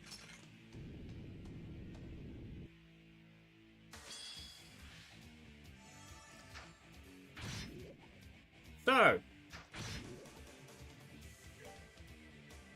Veludo Fiends and Vargums. Vargums stay in the back and cast strong arts. Veludo Fiends can instantly kill you, or poison you, or petrify you. How fun, right?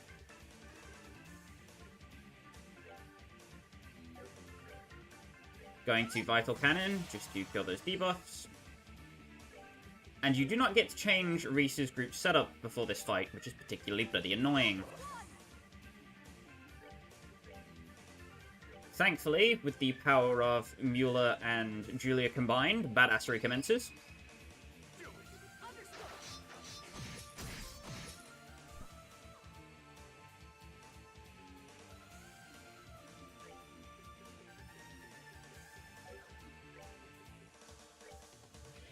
And I should also mention that Reese got a new skill while I was doing some off-screen grindy grooves. 1,000 Sparrows. Go.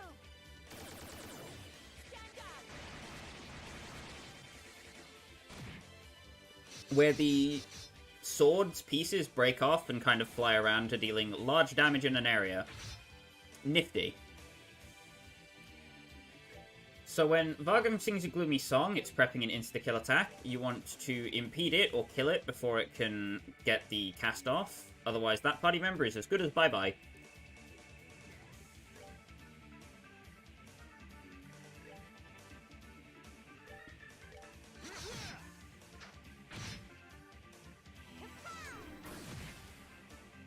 Ah, crap.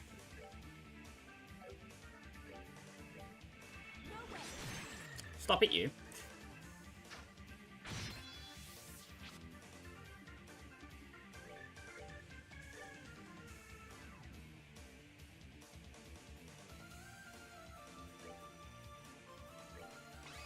One of the other annoying things is that it can be quite difficult to see where your radiuses are because of how freaking restrictive this layout is.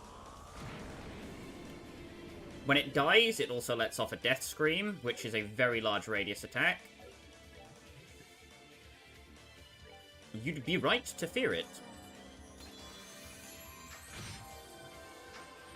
If we weren't just awesome at video games and really good at future planning. Yeehaw! There is nothing my sword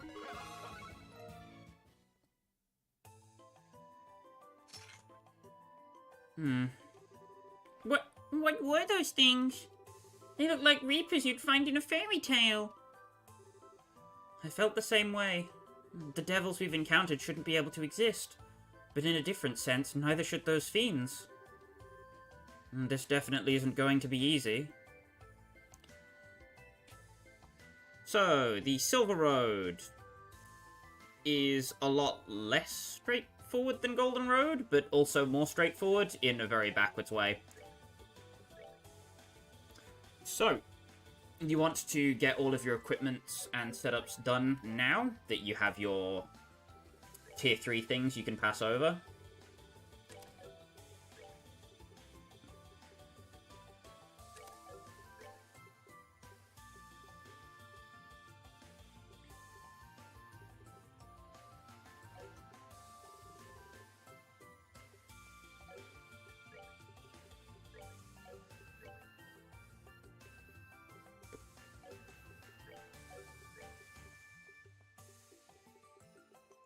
Now that we've only got one section left to go, it makes this a lot easier to get through. Because we can go into it with maximum power! But of course, if it was that easy, we wouldn't be in this predicament in the first place.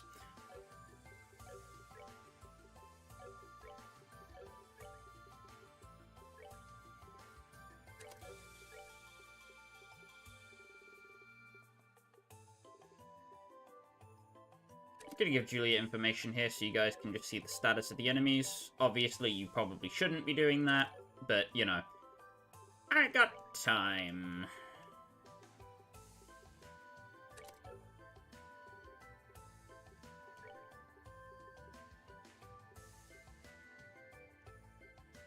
Hit 4 gives you 8 Mirage value. This is kind of useful, but also not really. In a very backwards way.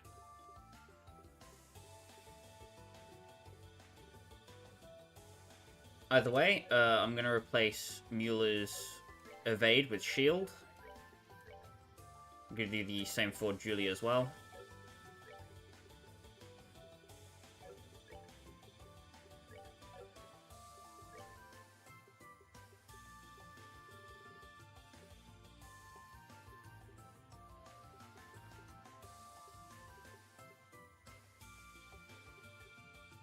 As for what I'm doing here, God knows. I'll use detection for now.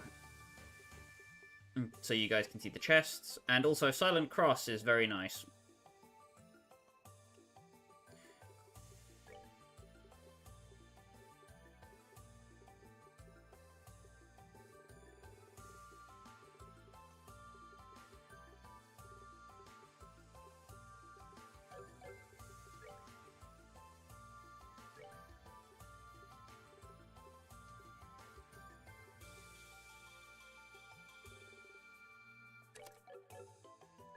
Heal there. There we go.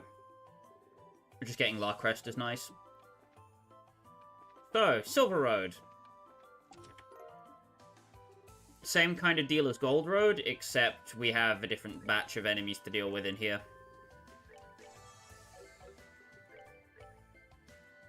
If you didn't use the monument in Gold Road, don't worry, there's one at the end of Silver Road, but you will have a significant penalty in getting all the way over there. So we have the Meditating Marks and the Wind Fairies, as we did before.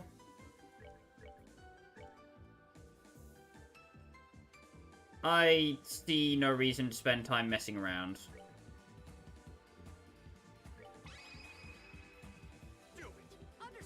A crit with Mueller and Julia will, between the two of them, kill pretty much any enemy you could possibly be dealing with.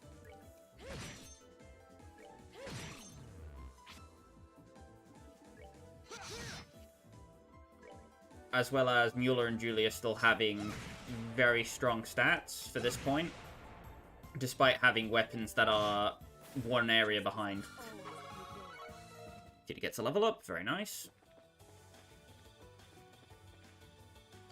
The one thing you do have to watch as you go through here is I didn't. Ah, God. Sorry. I just realized I forgot to give everybody equipment. Oops. I was like, why is Reese not automatically regenerating CP? Oh, right. I'm a dumbass.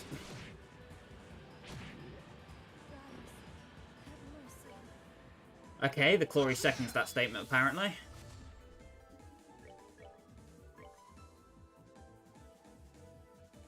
And now they must all die.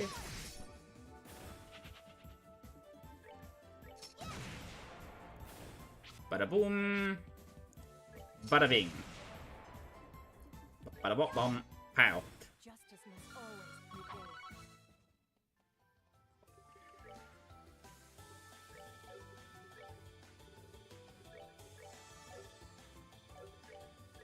If I can do my equipment properly now.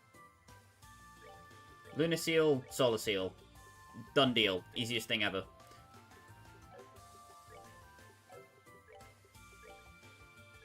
Want to equip the composites and titanium suits.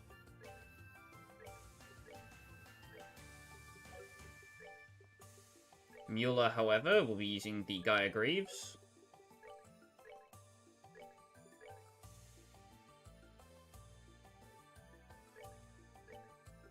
Titanium suit can replace the Beastia coat.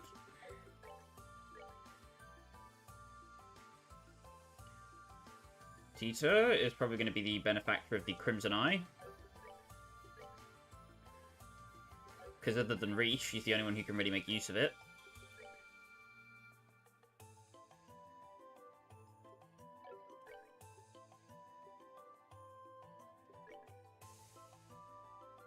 Can also give her the white bracelet over the long barrel EX.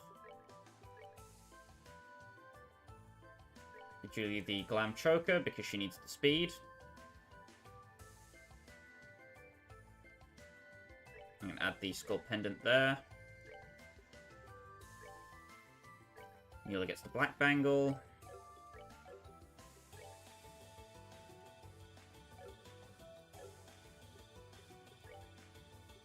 Okie dokie, once we heal Reese, we are good to move on.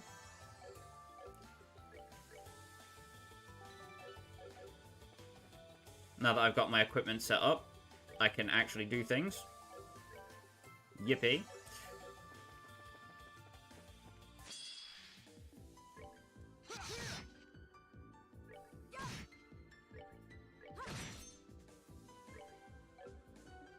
So Reese will be getting a boatload of CP for the rest of this area.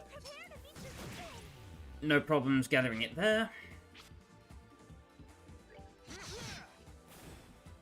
I don't want to vanish the enemy, because I actually want the XP from it. There we go. I also forgot supports. Kevin has only positives. I think it's obvious which one you should be using. Still, Joshua comes with 3 speed, 10 agility. Not bad. And Chloe lets you recover 5% HP, 2% CP at the cost of 5 defense. Both Kevin and Chloe are good. You can't really go wrong with either.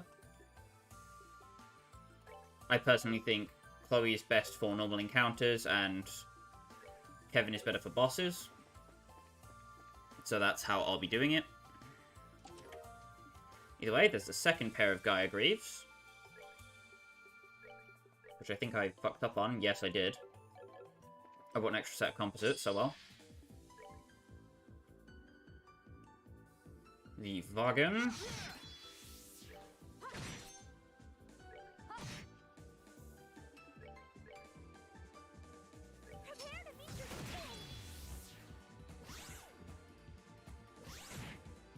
Crit, really now.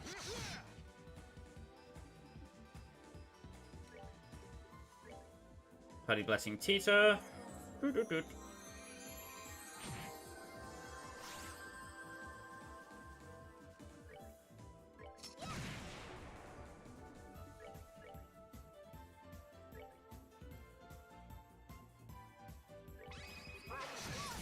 Dead.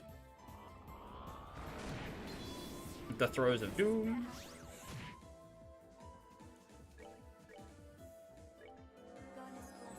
You get up. God damn it. I needed the child to live. Damn you. Yes, yes, Mueller. It was the Sword of Vanda, I know.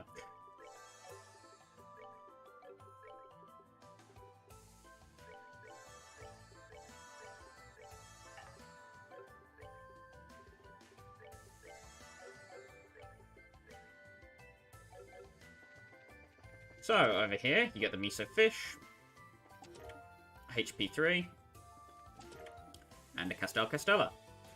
Yippee! And you want to continue down this path.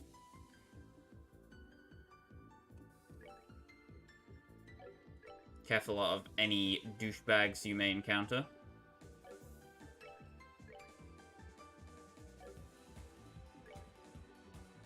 Thankfully, I think we're fine.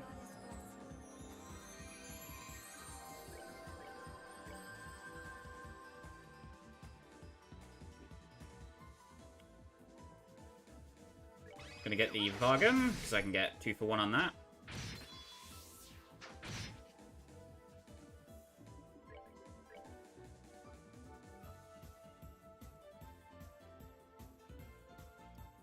Relying on blindness is the way to go. For that guy.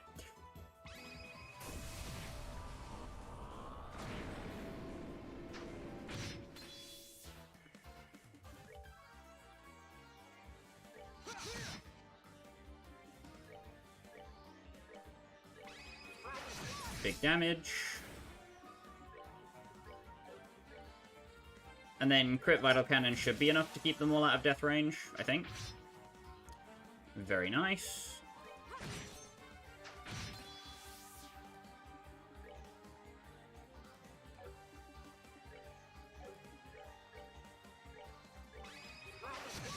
So yeah, the encounters in here can get a bit hairy. Even if you're adequately prepared.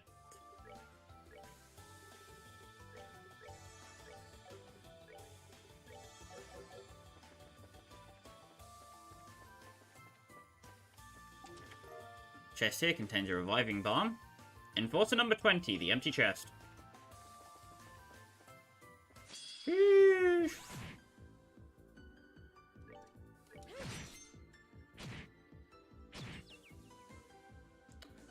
Son of a bit. Skit. I said biscuit. I said biscuit.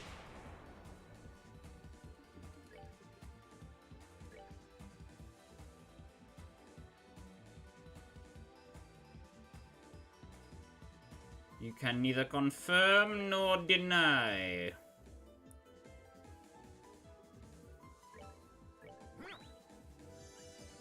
Smelling salts.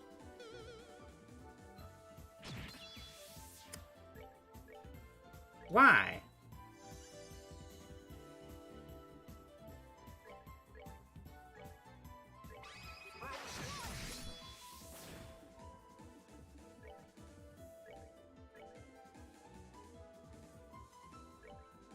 Then they die. Bloody blah.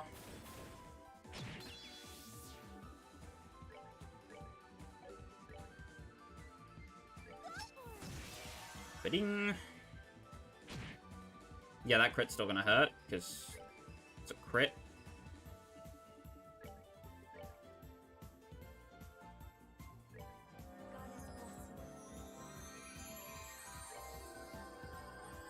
Praise the child.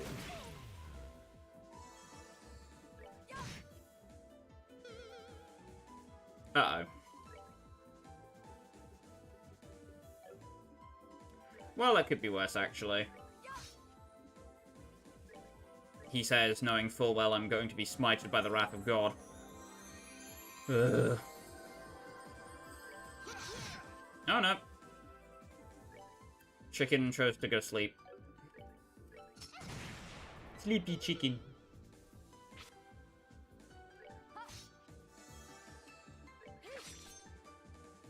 You'll please. Okay, or it can run away, that's fine too. No qualms with that.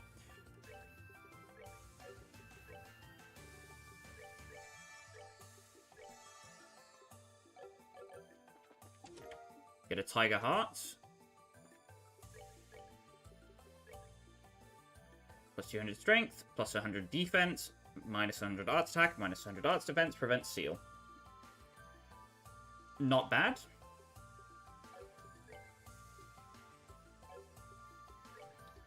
It's definitely useful if you did this path first, and then went on to the other one.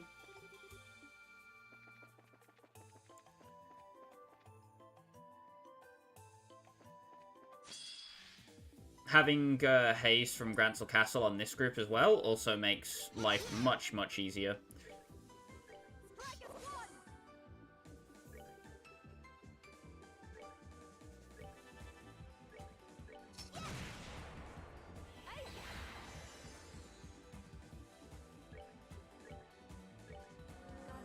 And you could just spam Holy Blessing between things to restore TP, whatever works. There is nothing my sword cannot cut. Yippee!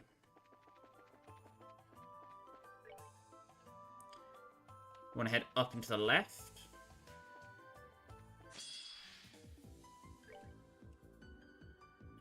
Ah, crap.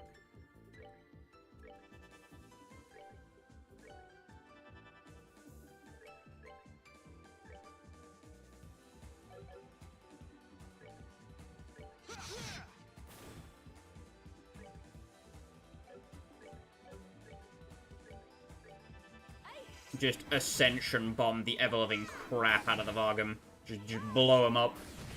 To smithereens, I tell you. To smithereens. Smithereens. And done. You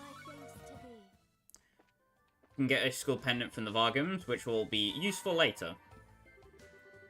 Bring to me the darling of pure white radiance and proof of her scholarship. Only then shall the door open.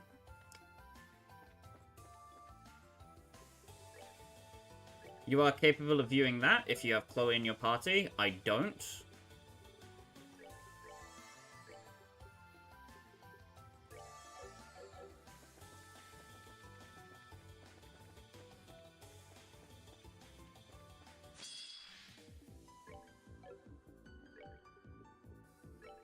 Gonna attack orders. Blah, blah, blah. Not really anything Mueller can do because of the guard turn.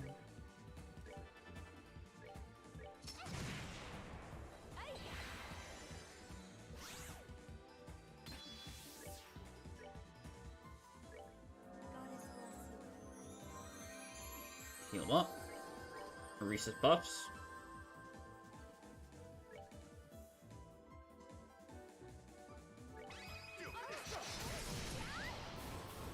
That is the first Hammer Dwarf I think we've seen in this section.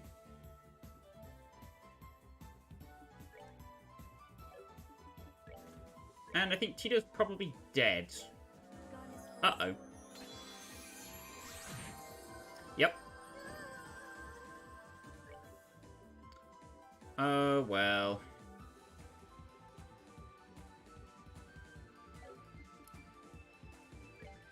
Wow, no, yeah, I am totally screwed unless that,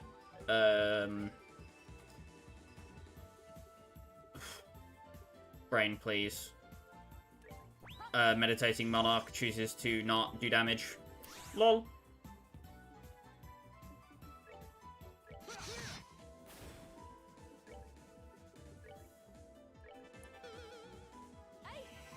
And he failed, because of course he did.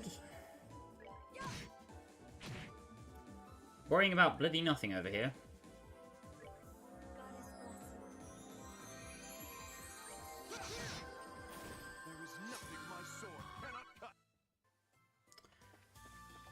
If you get through that, you can get this weapon. If you're looking for gold, you'll find not one Graham. Damn, they're good. Anyway, the Kumo no Taichi is a weapon that you can pick up. Has low accuracy, but very high damage. Can fix that with a Black Bangle Plus.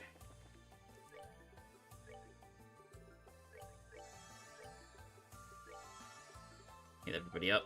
It's fine. And once that's done, you can move on. You want to grab the Skull Pendant out of there, though.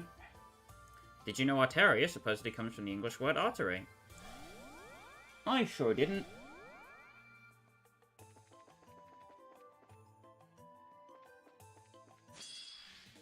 Fate Spinner right there, you can just run into the back of.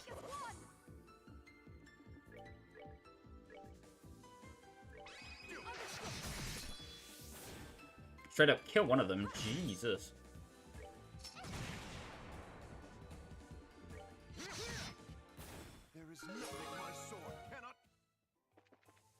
Oh, hey. Got a trekking gear drop. Cool.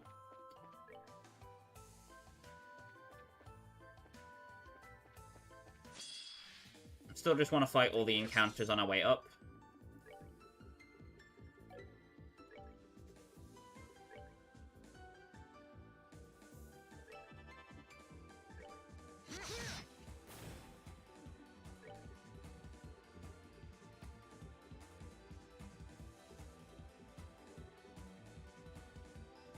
What was I going to cast with Tito? I forget. Oh, right.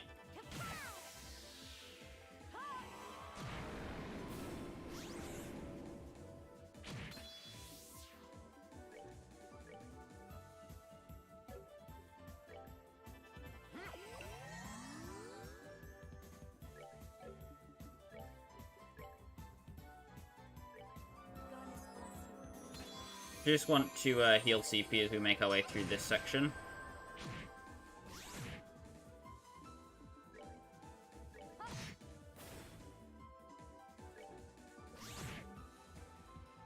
God damn it.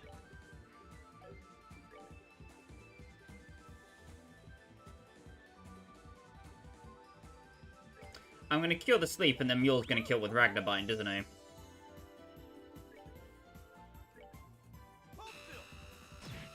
Of course he is. That was the sword of death. Ooh. Those are some beefy damage numbers, though.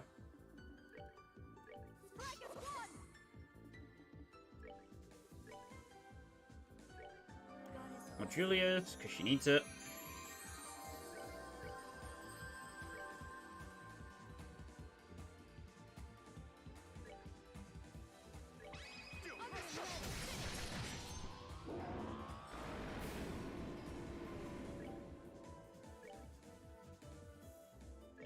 I definitely want to smoke cannon both of those, just in the hope that they don't hit.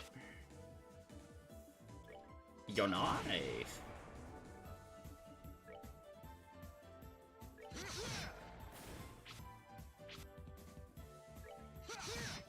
And then Mueller does clean up, as he usually does. 50 of elemental sepiths, and the higher elements have 100. At least Phantom Thief B is a gentleman. Phantom Thief B, my arse.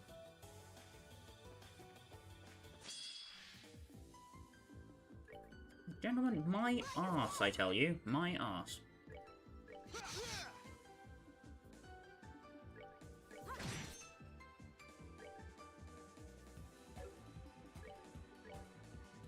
Gonna walk all the way up. Bop. God, can Mueller stop getting guard turns? Jesus.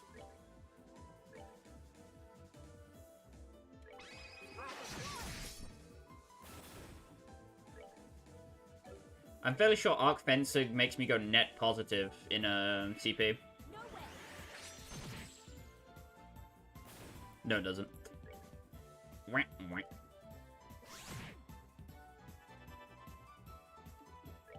Little jerk.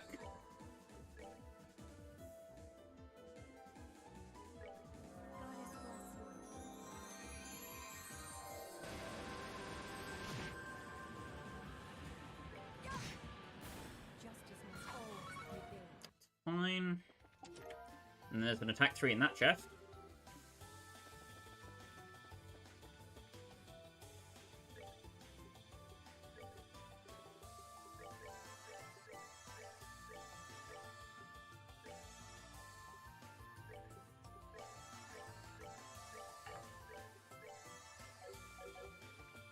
And inside of this chest, Sylvan.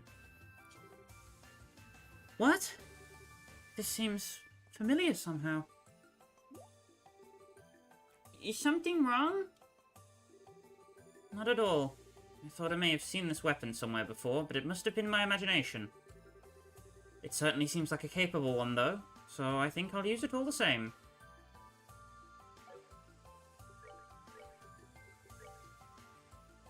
Sylvan, 500 strength, 3 range, and then 50 arts attack. A well used but well cared for Silver Templar sword. Here's a crossbow for a cross bro. I don't actually have a crossbow for you, Father. Sorry.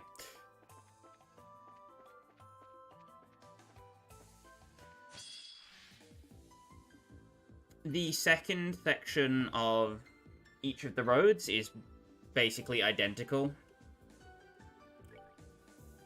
So there's no need to worry about any of that. Or worry about missing anything, rather. Because you won't.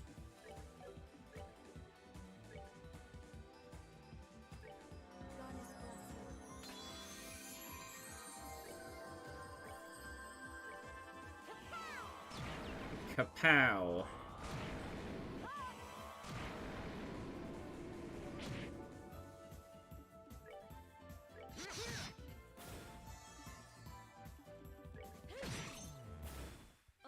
Sylvan hits like an absolute freight train, so you don't need to worry about Reese not doing damage anymore.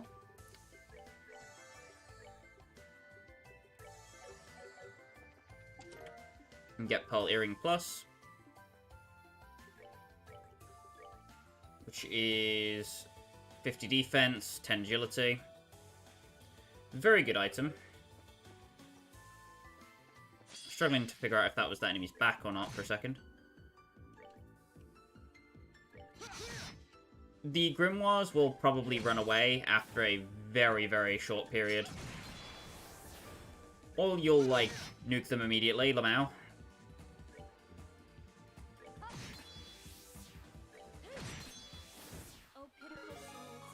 Mueller gets a level up, very nice. Get a reviving bomb. An empty coffer devoid of any treasure. Go seek another. And there's your 2 fairies. Not particularly deadly encounter, but it could be annoying if you get slapped by leafy stuff.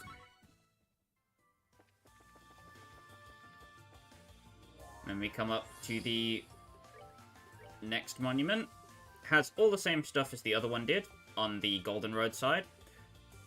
So if you didn't get anything transferred from the Golden Road to the Silver Road or vice versa, now's your chance to do it. If you want to gear up before you go into the boss. But I think we should be okay. The only thing I want to do is bump up Cheetah and Mueller's slots.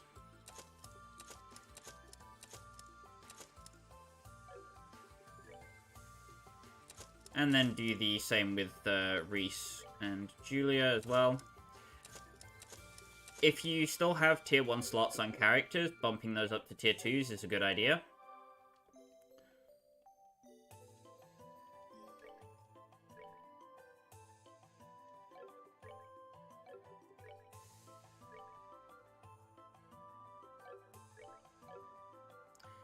If you are confident that you are prepared for the boss, I'm going to double check notation here.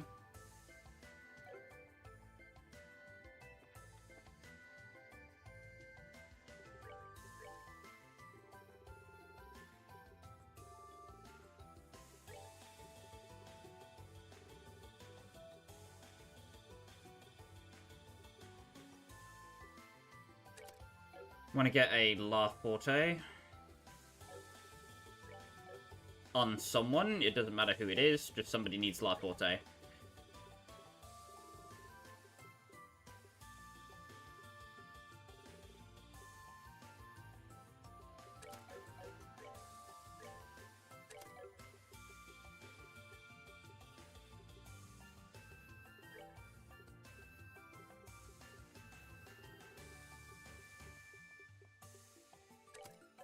Oh no, wait, we don't need La Forte, we have Julia. Duh.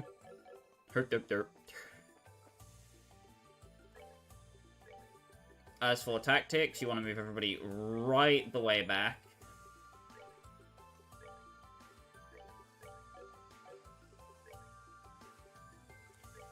Want to make sure that all of your damage dealers have attack 3 on. And if you are worried about not being able to instantly kill specific enemies, you also want to have immunity to instant death.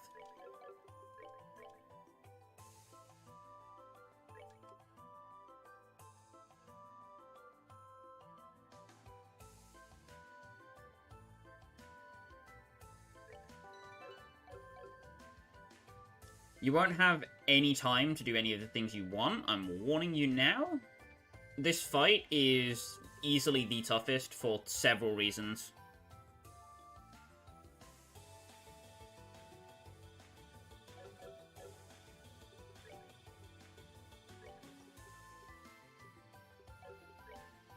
You just have to kind of pick a god and pray that you don't get screwed.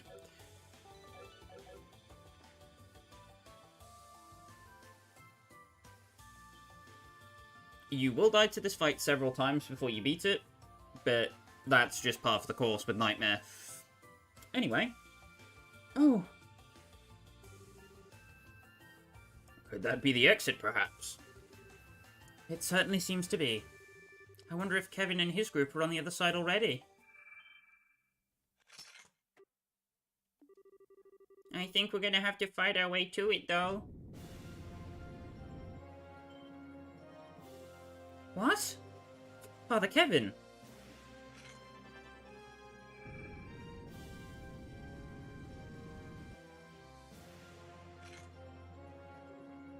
Kevin! Uh-oh. So, he will cast Grail Sphere immediately. Like an absolute tool. This is not a 100% Grail Sphere, mind you. This is a 200% Grail Sphere. Because he hates you. You need to get your attack speed up and get them down as fast as possible. Because the Death Sluggers have the capability to instantly kill you.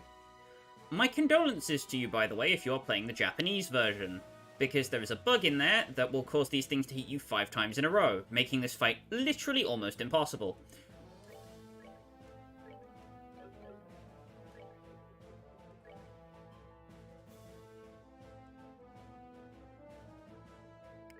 you can use Ragnabind to get them from a distance. Fortunately, unless the Death Sluggers charge you or use their attacks, they move very, very slowly, which can make them much, much easier to deal with than is probably intended.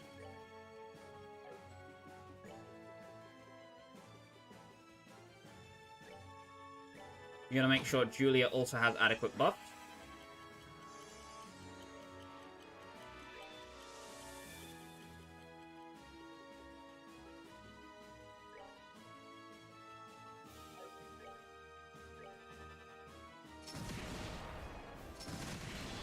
Hellish 4 shots, hits for about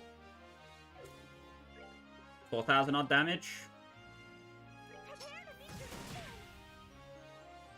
Want to get damage off with Tita just to break their shields.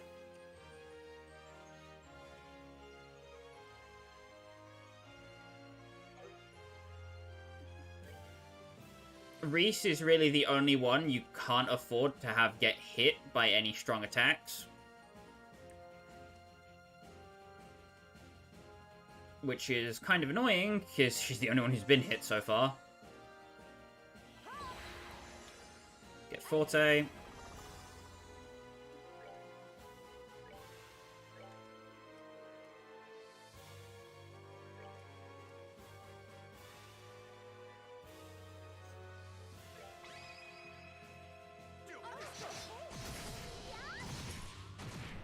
Notice the ones that you actually hit, you will deal significant damage to.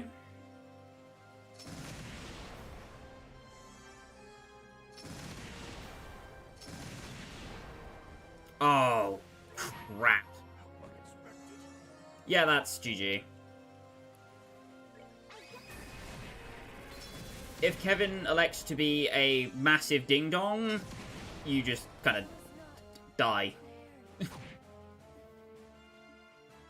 Still, you can see that there's a fair amount of damage you can deal, you just have to get lucky. And that was already considerably lucky, so God knows how this is going to go on the back foot. Also, Kevin will Sacred Breath, so if you cannot deal more than 2.5k damage, you just cannot win.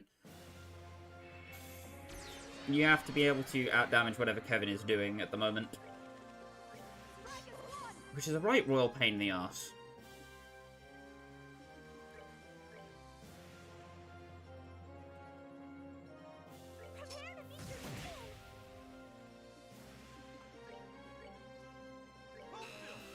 I want to spam Ragnabinds with Mueller.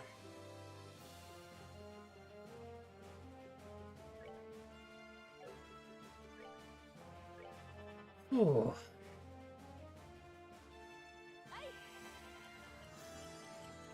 We also didn't see it there, but they can do a charging attack that absolutely sucks to get hit by.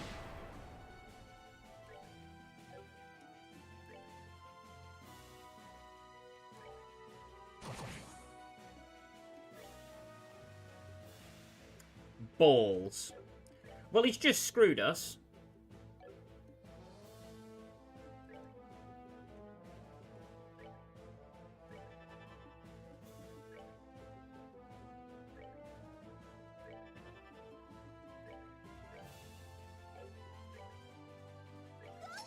Heal everybody up.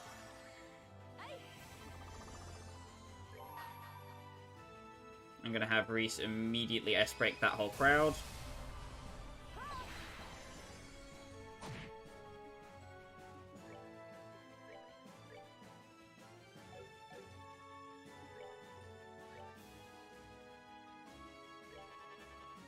Need to heal Tita to full. Just hope she doesn't get focused. Cool.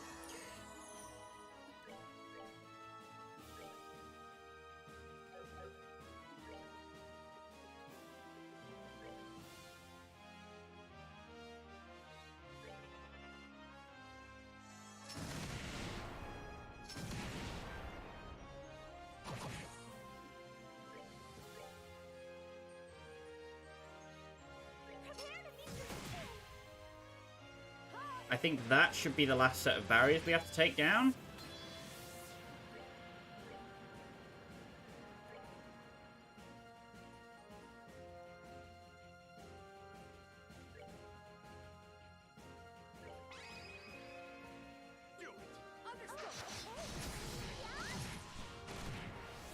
hit them for a truckload.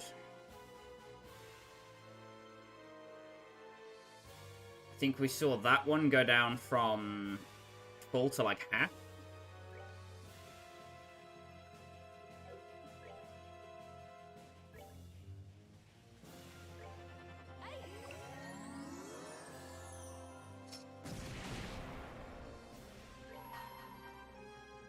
Reese is going to die no matter what she does, so I'm just going to S-break with her so as not to lose it.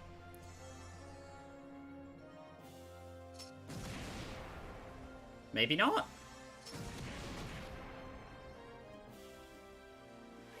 Huh. Alright.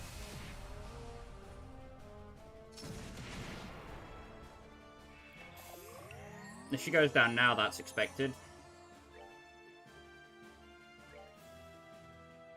Going to heal Reese back up to full.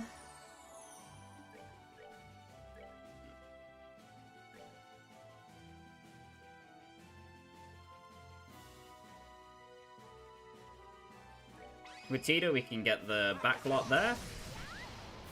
Almost got them all.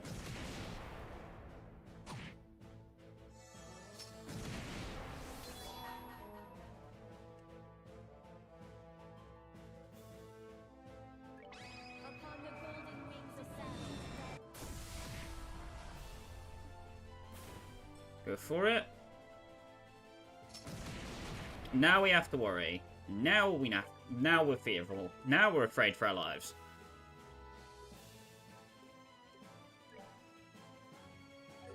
I'm gonna Tyrrell Bomb, because if Reese gets slapped by that, she is just dead. Now that the tanks are close enough, we have to worry about them using their spread move that can instantly kill.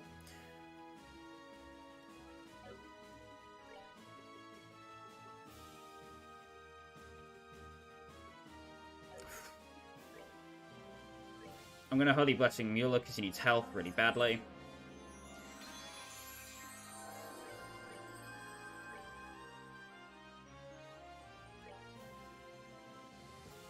No point in delaying Tita. Good to do that. We're tanking because of Larcrest. Very good. Oh my god, there are animals barking to hell outside. Jesus. The fuck is happening?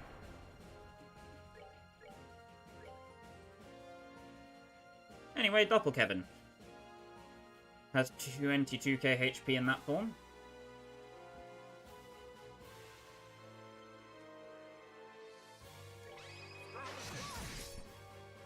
Get that double chain off.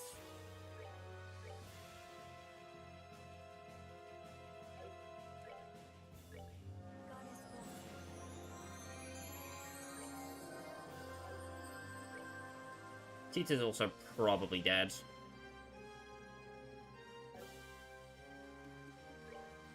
So...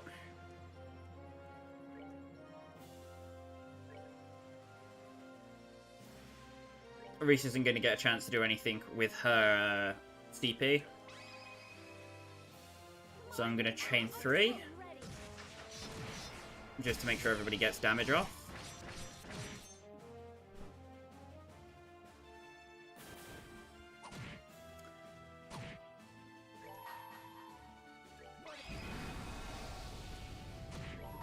And that's that.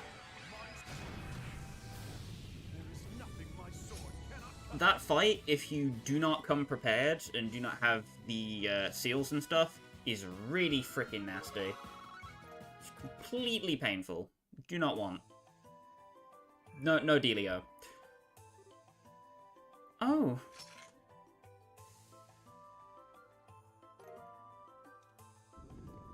We get a sealing stone.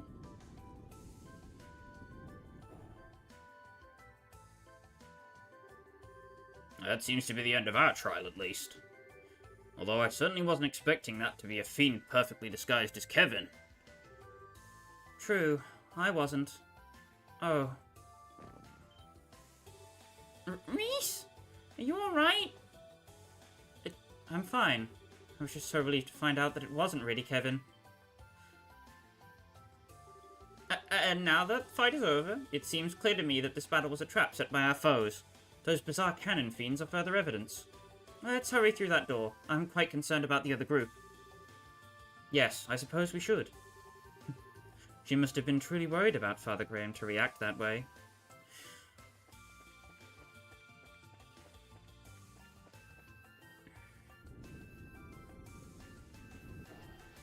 Head through that door. Reese! Thank goodness. Yeah, yep. You're the real deal, alright. Thank Adios. I was worried as hell about you, you know. I could say the same to you. Still, it looks like those really must have been grimoires then. Sure does. Grimoires? Is that the name of those fiends we encountered? You got it. It's a type of fiend mentioned in the Testaments. Although maybe fiend isn't the best word. They're said to be what souls eventually turn into after being thrown into Gehenna. People's souls turn into those? That's not a very pleasant thought. As I'm sure you know, the Church teaches that the souls of sinners end up in the fiery depths of Gehenna. There, they are tormented by the ceaseless flames, slowly losing their own sense of self over time. Till finally, they're said to end up as nothing more than a chaotic lump of spirit known as a grimoire. I'm getting goosebumps just picturing it. And that's what those shape-shifting creatures we encountered were? Yes.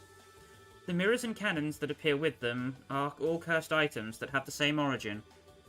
How they did it, I don't know. But it seems our enemies have quite literally opened the gates of Gehenna. That's quite a fitting metaphor. That sounds like... Ugh. You again. Well, look who decided to show their ugly mug. Did that lord of yours send you to come check up on us? That is one of the roles I have been assigned, albeit not the only one. I am impressed by how quickly you've progressed, even if it was with significant amount of the Hermit's guidance. The Hermit? Who's that? The ghost we kept running into? I can't think of anyone else.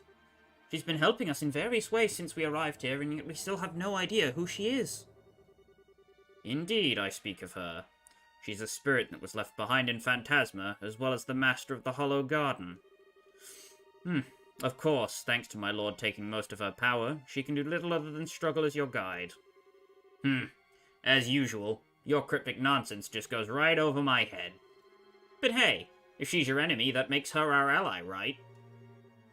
I'll leave that for you to find out. Her position is hardly your concern at this time. I have a message for you from my lord.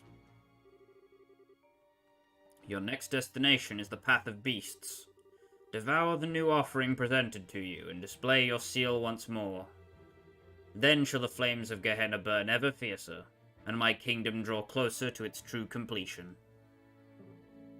What? What is that supposed to mean? My lord says that you may choose to interpret the message however you see fit. My task was simply to relay it to you.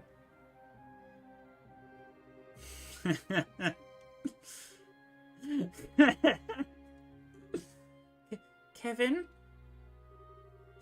Sorry. I couldn't help but laugh. Tell me, what sad classes did you and that joke of a boss you got take to get your certifications in how to be a big bad? Nice touch trying to confuse us by spewing that cryptic bullshit, too. Bet you thought that'd keep ourselves up all night trying to figure that gem out.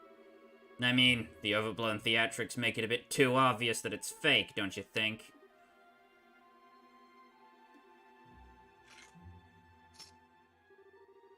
Well, you about done with us? If you are, how about you get lost? We've got better things to do with our time than listen to nonsensical riddles from a guy who can't even bother to show his face. I see you're quite fond of the gift granted to you by my lord. Does it bring back memories? Gift? Kevin?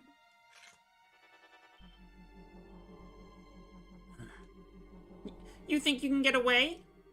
Fear not. We will encounter one another again before long. I am, after all, Phantasma's foremost guardian. And with that, I bid you farewell.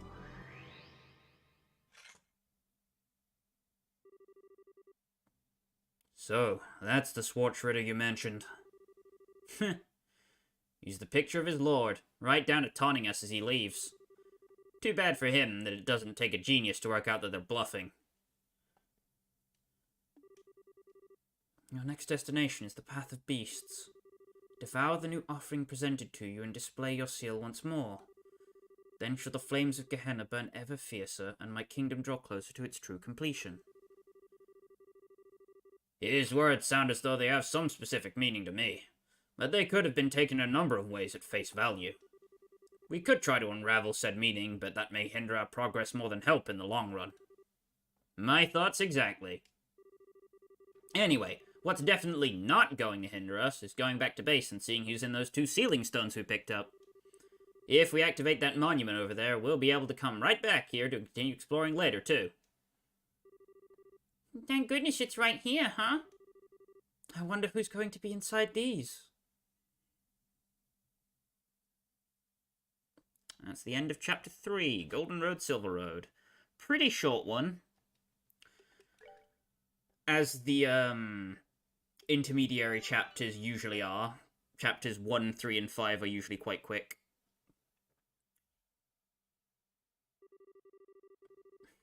Kevin Graham, of the 543rd class of trainees. In the name of the goddess above, I hereby appoint you a squire of the Septian Church.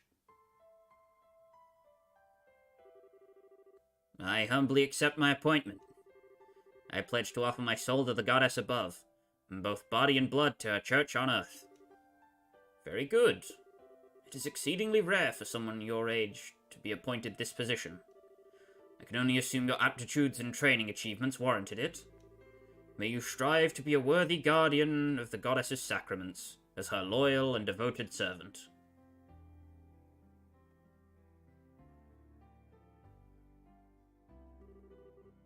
Well, if it isn't Kevin. I see you managed to avoid having your promotion rejected by the top brass. Splendid, splendid. Instructor, I really can't thank you enough for all you've done for me. I never dreamed I would have an actual Dominion supervising my training. How sweet of you to say. Hard to believe you're the same boy who waltzed up before the congregation for the sacrament, shouting, "Make me a knight, please!" I'd appreciate it if you chucked that memory back into the furthest reaches of your mind, thank you. Oh, but how could I? Had I missed your groveling, I never would have taken an interest in you in the first place. And not in a million years would I have thought you were related to Rufina. You could have asked her to take you on as a pupil before resorting to such drastic measures, you silly boy. Well, I had my reasons. Let's leave it at that. Very well. It doesn't matter at this point anyway.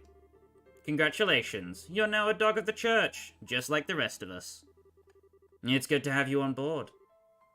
Thank you. I'm not sure that's the most reassuring metaphor to be using on the new recruits, though. You might scare some of them right off. Please. You're not trying to position yourself as some sweet, doe-eyed thing, are you? Besides, I think it's perfectly apt description for us. We go around sniffing out sacraments, wherever they may be, tearing through the throats of all the heretical fools who are enamored with them all the while. Can you spot the difference? Come on, instructor. I'm used to you at this point, so I don't really care if you call me a dog. But you care if I call your beloved Rufina one, don't you? Not to worry, Kevin. I can read between the lines well enough. Well, did I guess right? I owe her a lot, but I wouldn't really call her my beloved. She's just like a big sister to me, that's all. You're making it sound like I... Like you... what exactly? Rufina! I thought you were in Remiferia on a mission! I was, but I tried to finish as quickly as possible, so I could be back for your appointment ceremony. I'm so proud of you, Kevin. It's amazing just how fast you've grown. Now you're a full-fledged adult like me. Wow, Thanks for going out of your way to come here. I'm not sure I deserve to be called an adult yet, though. I've got a whole lot of work ahead of me, if I want to be half the knight the two of you are. Oh my, how modest of you. By the way, have you let Reese know about all this yet? Not yet. I'm planning to write to her tonight. She's been real mad at me ever since I decided to come to Arteria, though. Hopefully this'll cheer her up a bit. There's not much else I can do to make up with her short of going home.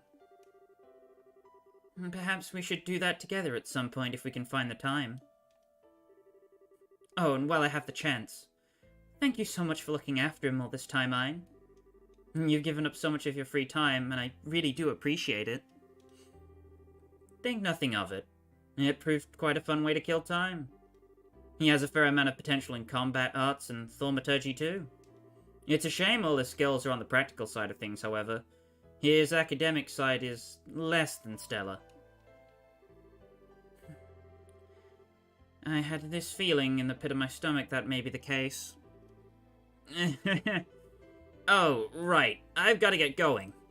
I have to pick up my new room key and medal from the General Affairs guys. Sorry, I'll talk to you later. Oh.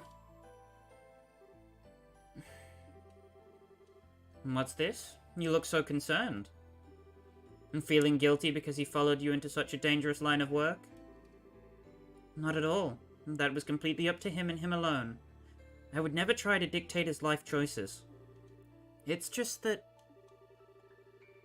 I think he'll make a fine knight, personally. He checks all the boxes. He's got the potential, he's got the determination. All in all, I can see why you're so proud of him. And call it a hunch, but... I wouldn't be surprised if a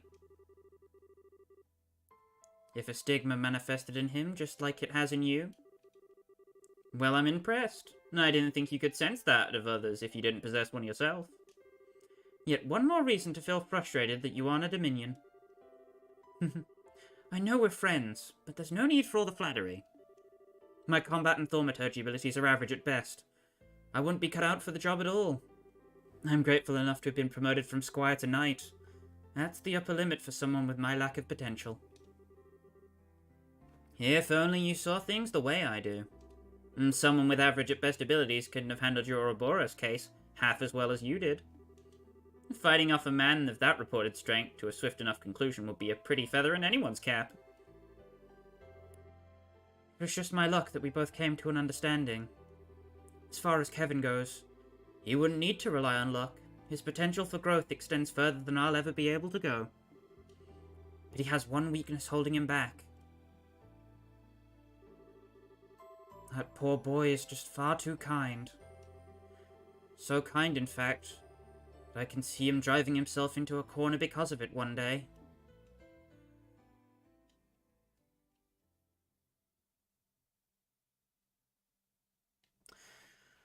Chapter 4, The Dark Stigma.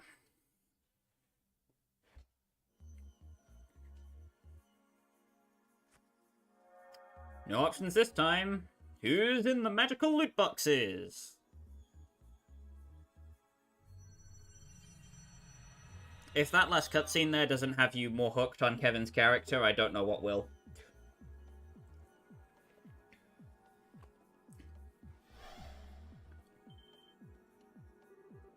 That looks like... Ugh.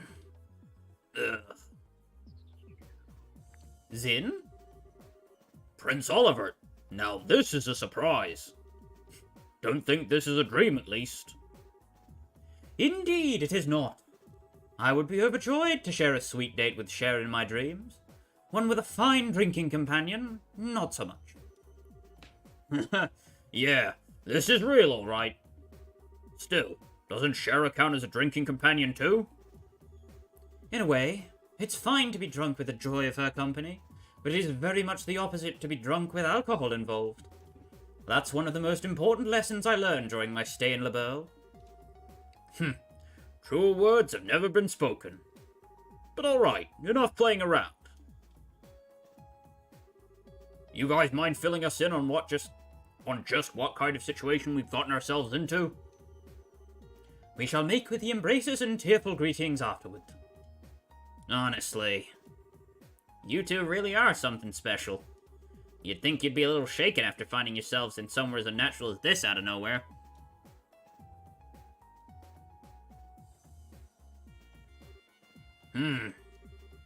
This is quite the pickle. I appreciate that it may be hard to believe, but this is the situation we find ourselves in at this present time. If we're to try and find a way out, we'll need you to accept that. Oh, Mueller, my sweet rose-kissed muse, ever pure and free of thorns, you misunderstand me. I have long accepted our current predicament as reality. Then why do you look so deep in thought? Need you even ask? Perhaps my life's toughest decision lies ahead of me. Before me I find Joshua, Princess Claudia, Tita, and Josette. Then there's Julia, and even a new face, Reese. Just whom shall I gather into my arms like a warm blanket and exchange sweet nothings in celebration first?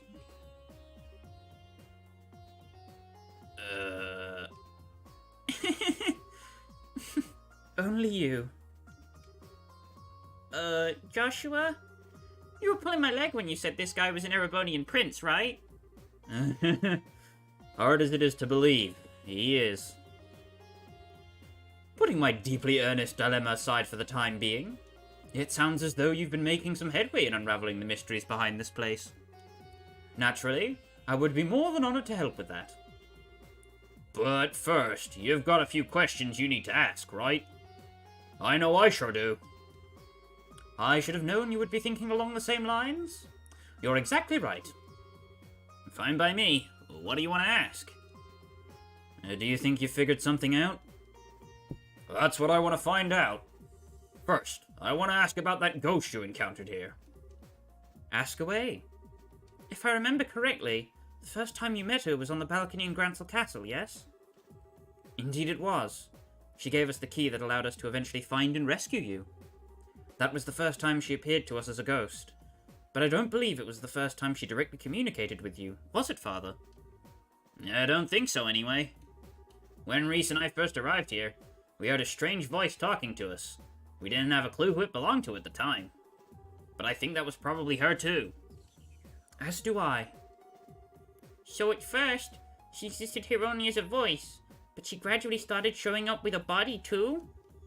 I know that's a weird way to put it, but if it's true, it backs up what that man in black said last time we saw him. The black man. Bleh. Yeah, he said the Lord of Phantasma had stolen most of her power, right? He kept referring to her as the Hermit, and Master of the Hollow Garden, too. Plus, the inscription on that monument behind us has the Hermit's Garden written on it. I think all of us here can connect the dots just fine.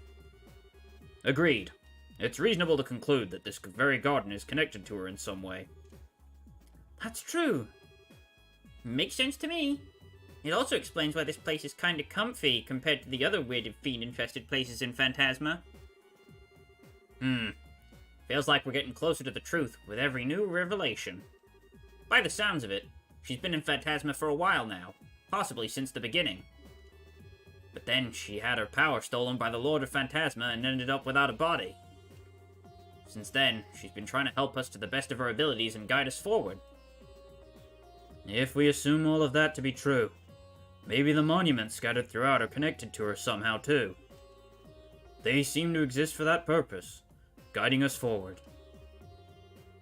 I think there's one more thing in our possession that's connected to her as well.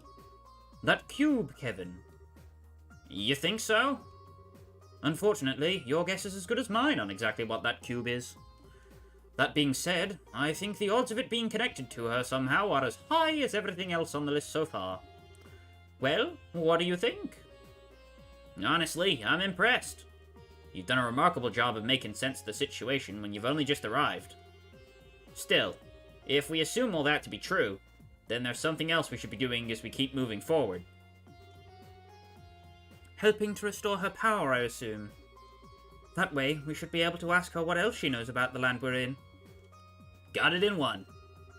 I get this impression that if we don't, we won't stand a chance against those two. We'll find ourselves up against a wall at some point. You may well be right.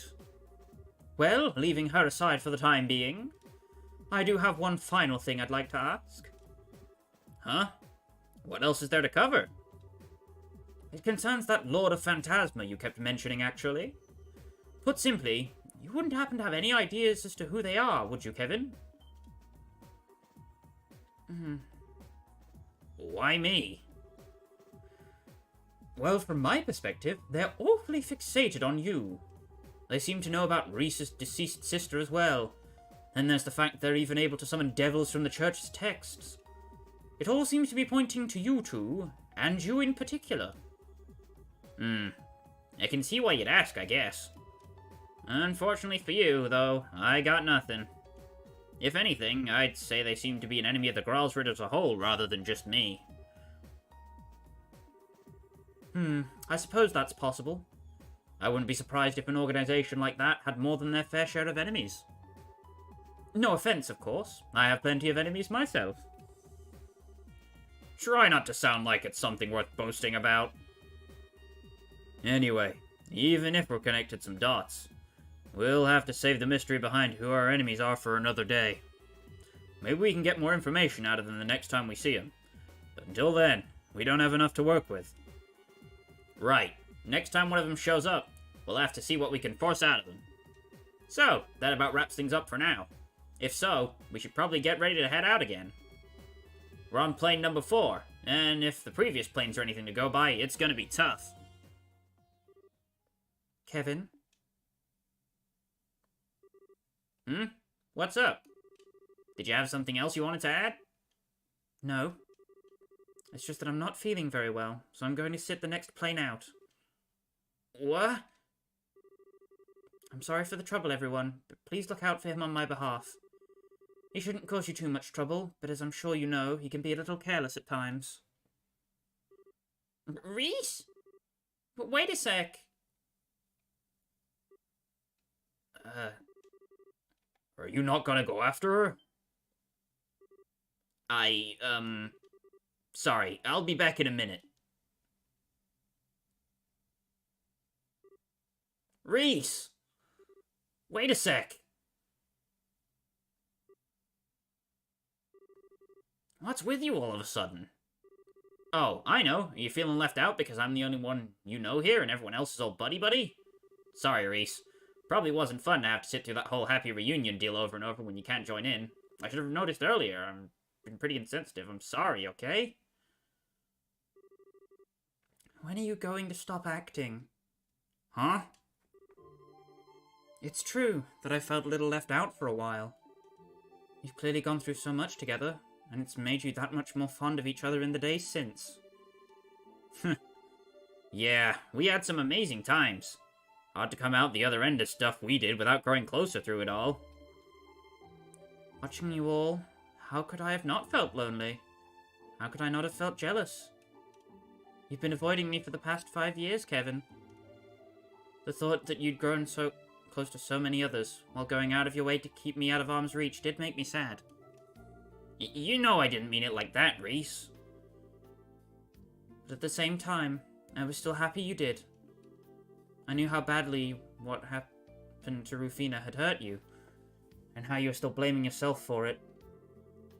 I knew how you were driving yourself into a corner over it, and how you were taking on nothing but dirty jobs as if you were trying to punish yourself.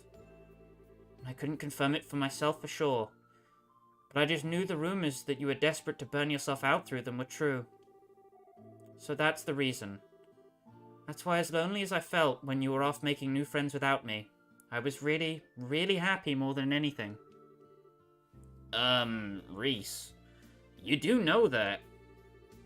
Except it turns out you haven't made any new friends at all. You're pulling the same exact thing you pulled with me on them. Every single one at arm's length. They can't get close to you. You won't get close to them. On the surface, you're a cheerful person, having fun with everyone. But on the inside, you're as cold as can be. All you're doing is manipulating your own emotions so people think you're something you're not. After watching you ever since we were reunited, that's become plain as day to me.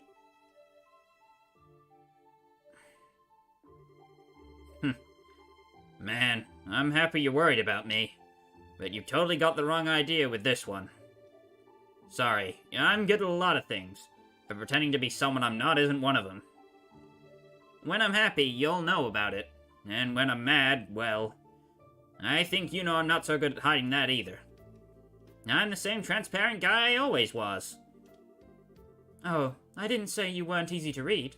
For me, at least. After all, I know how genuinely shaken you were by the Lord of Phantasma's message.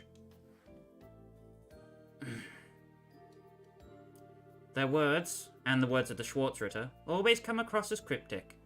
But not to you. Deep down, you know what they're talking about. You just constantly keep it from the rest of us and try to keep us in the dark. No. Maybe you've even managed to pull the wool over your own eyes, too. Come on now.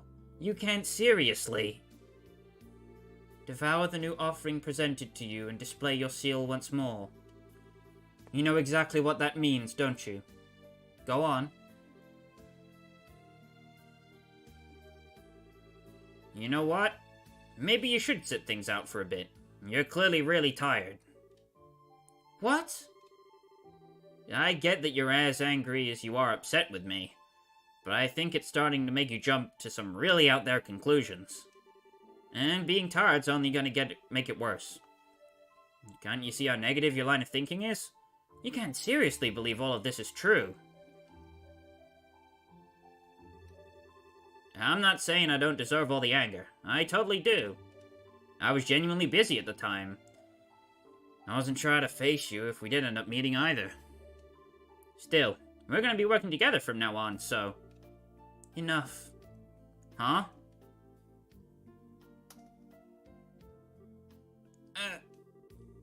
Everything you're saying is just meaningless. Maybe the others don't realize that, but how dare you think I, of all people, would fall for it?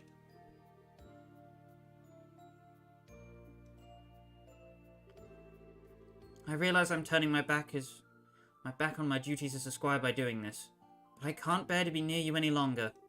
I can't stand to see the Kevin I thought I knew so... empty. So...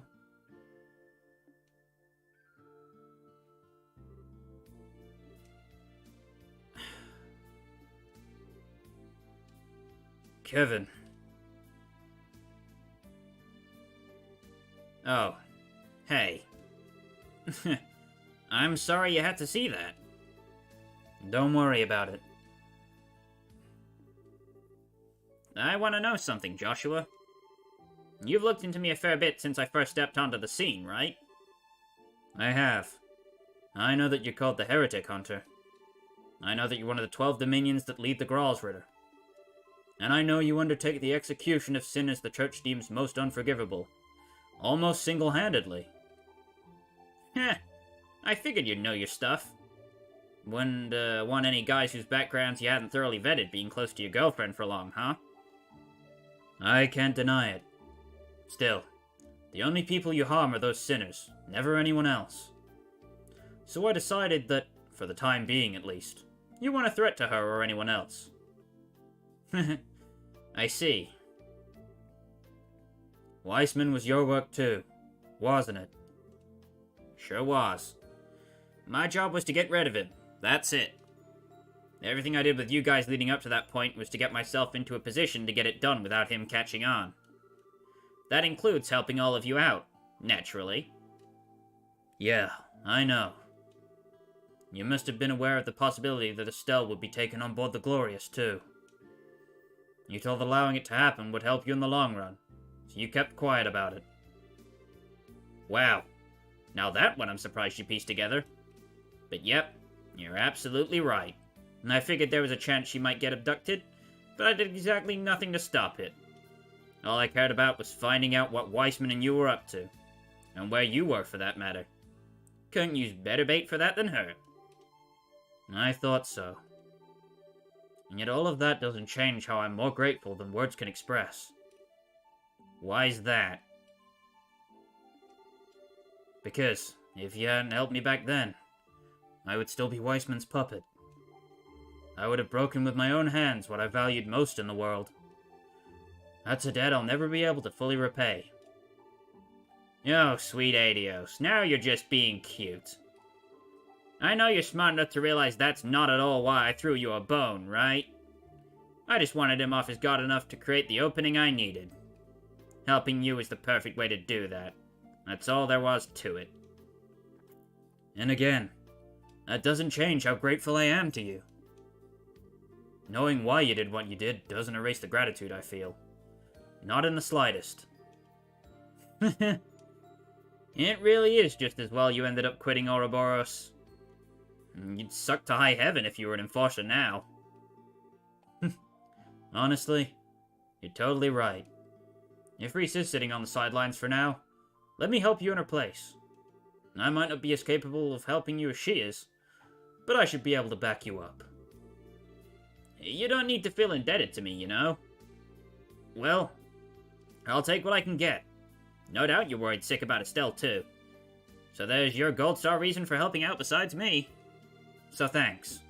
And I'm glad you've got my back. Right back at you. Joshua is a mandatory party member for the next chapter. Next time on Trails in the Sky the Third, we'll go over the new characters we've got, summarize some of the new doors we can get through, and hopefully get started on Plane 4. Thanks for coming by, whether you're watching the stream or the VOD. If you're just getting to the end of it now, I appreciate you coming by. The likes, the subscriptions are appreciated. Comments, give more engagement, help boost me in the algorithm, all that good stuff. Hope you guys all stay safe. And I'll catch you around next time.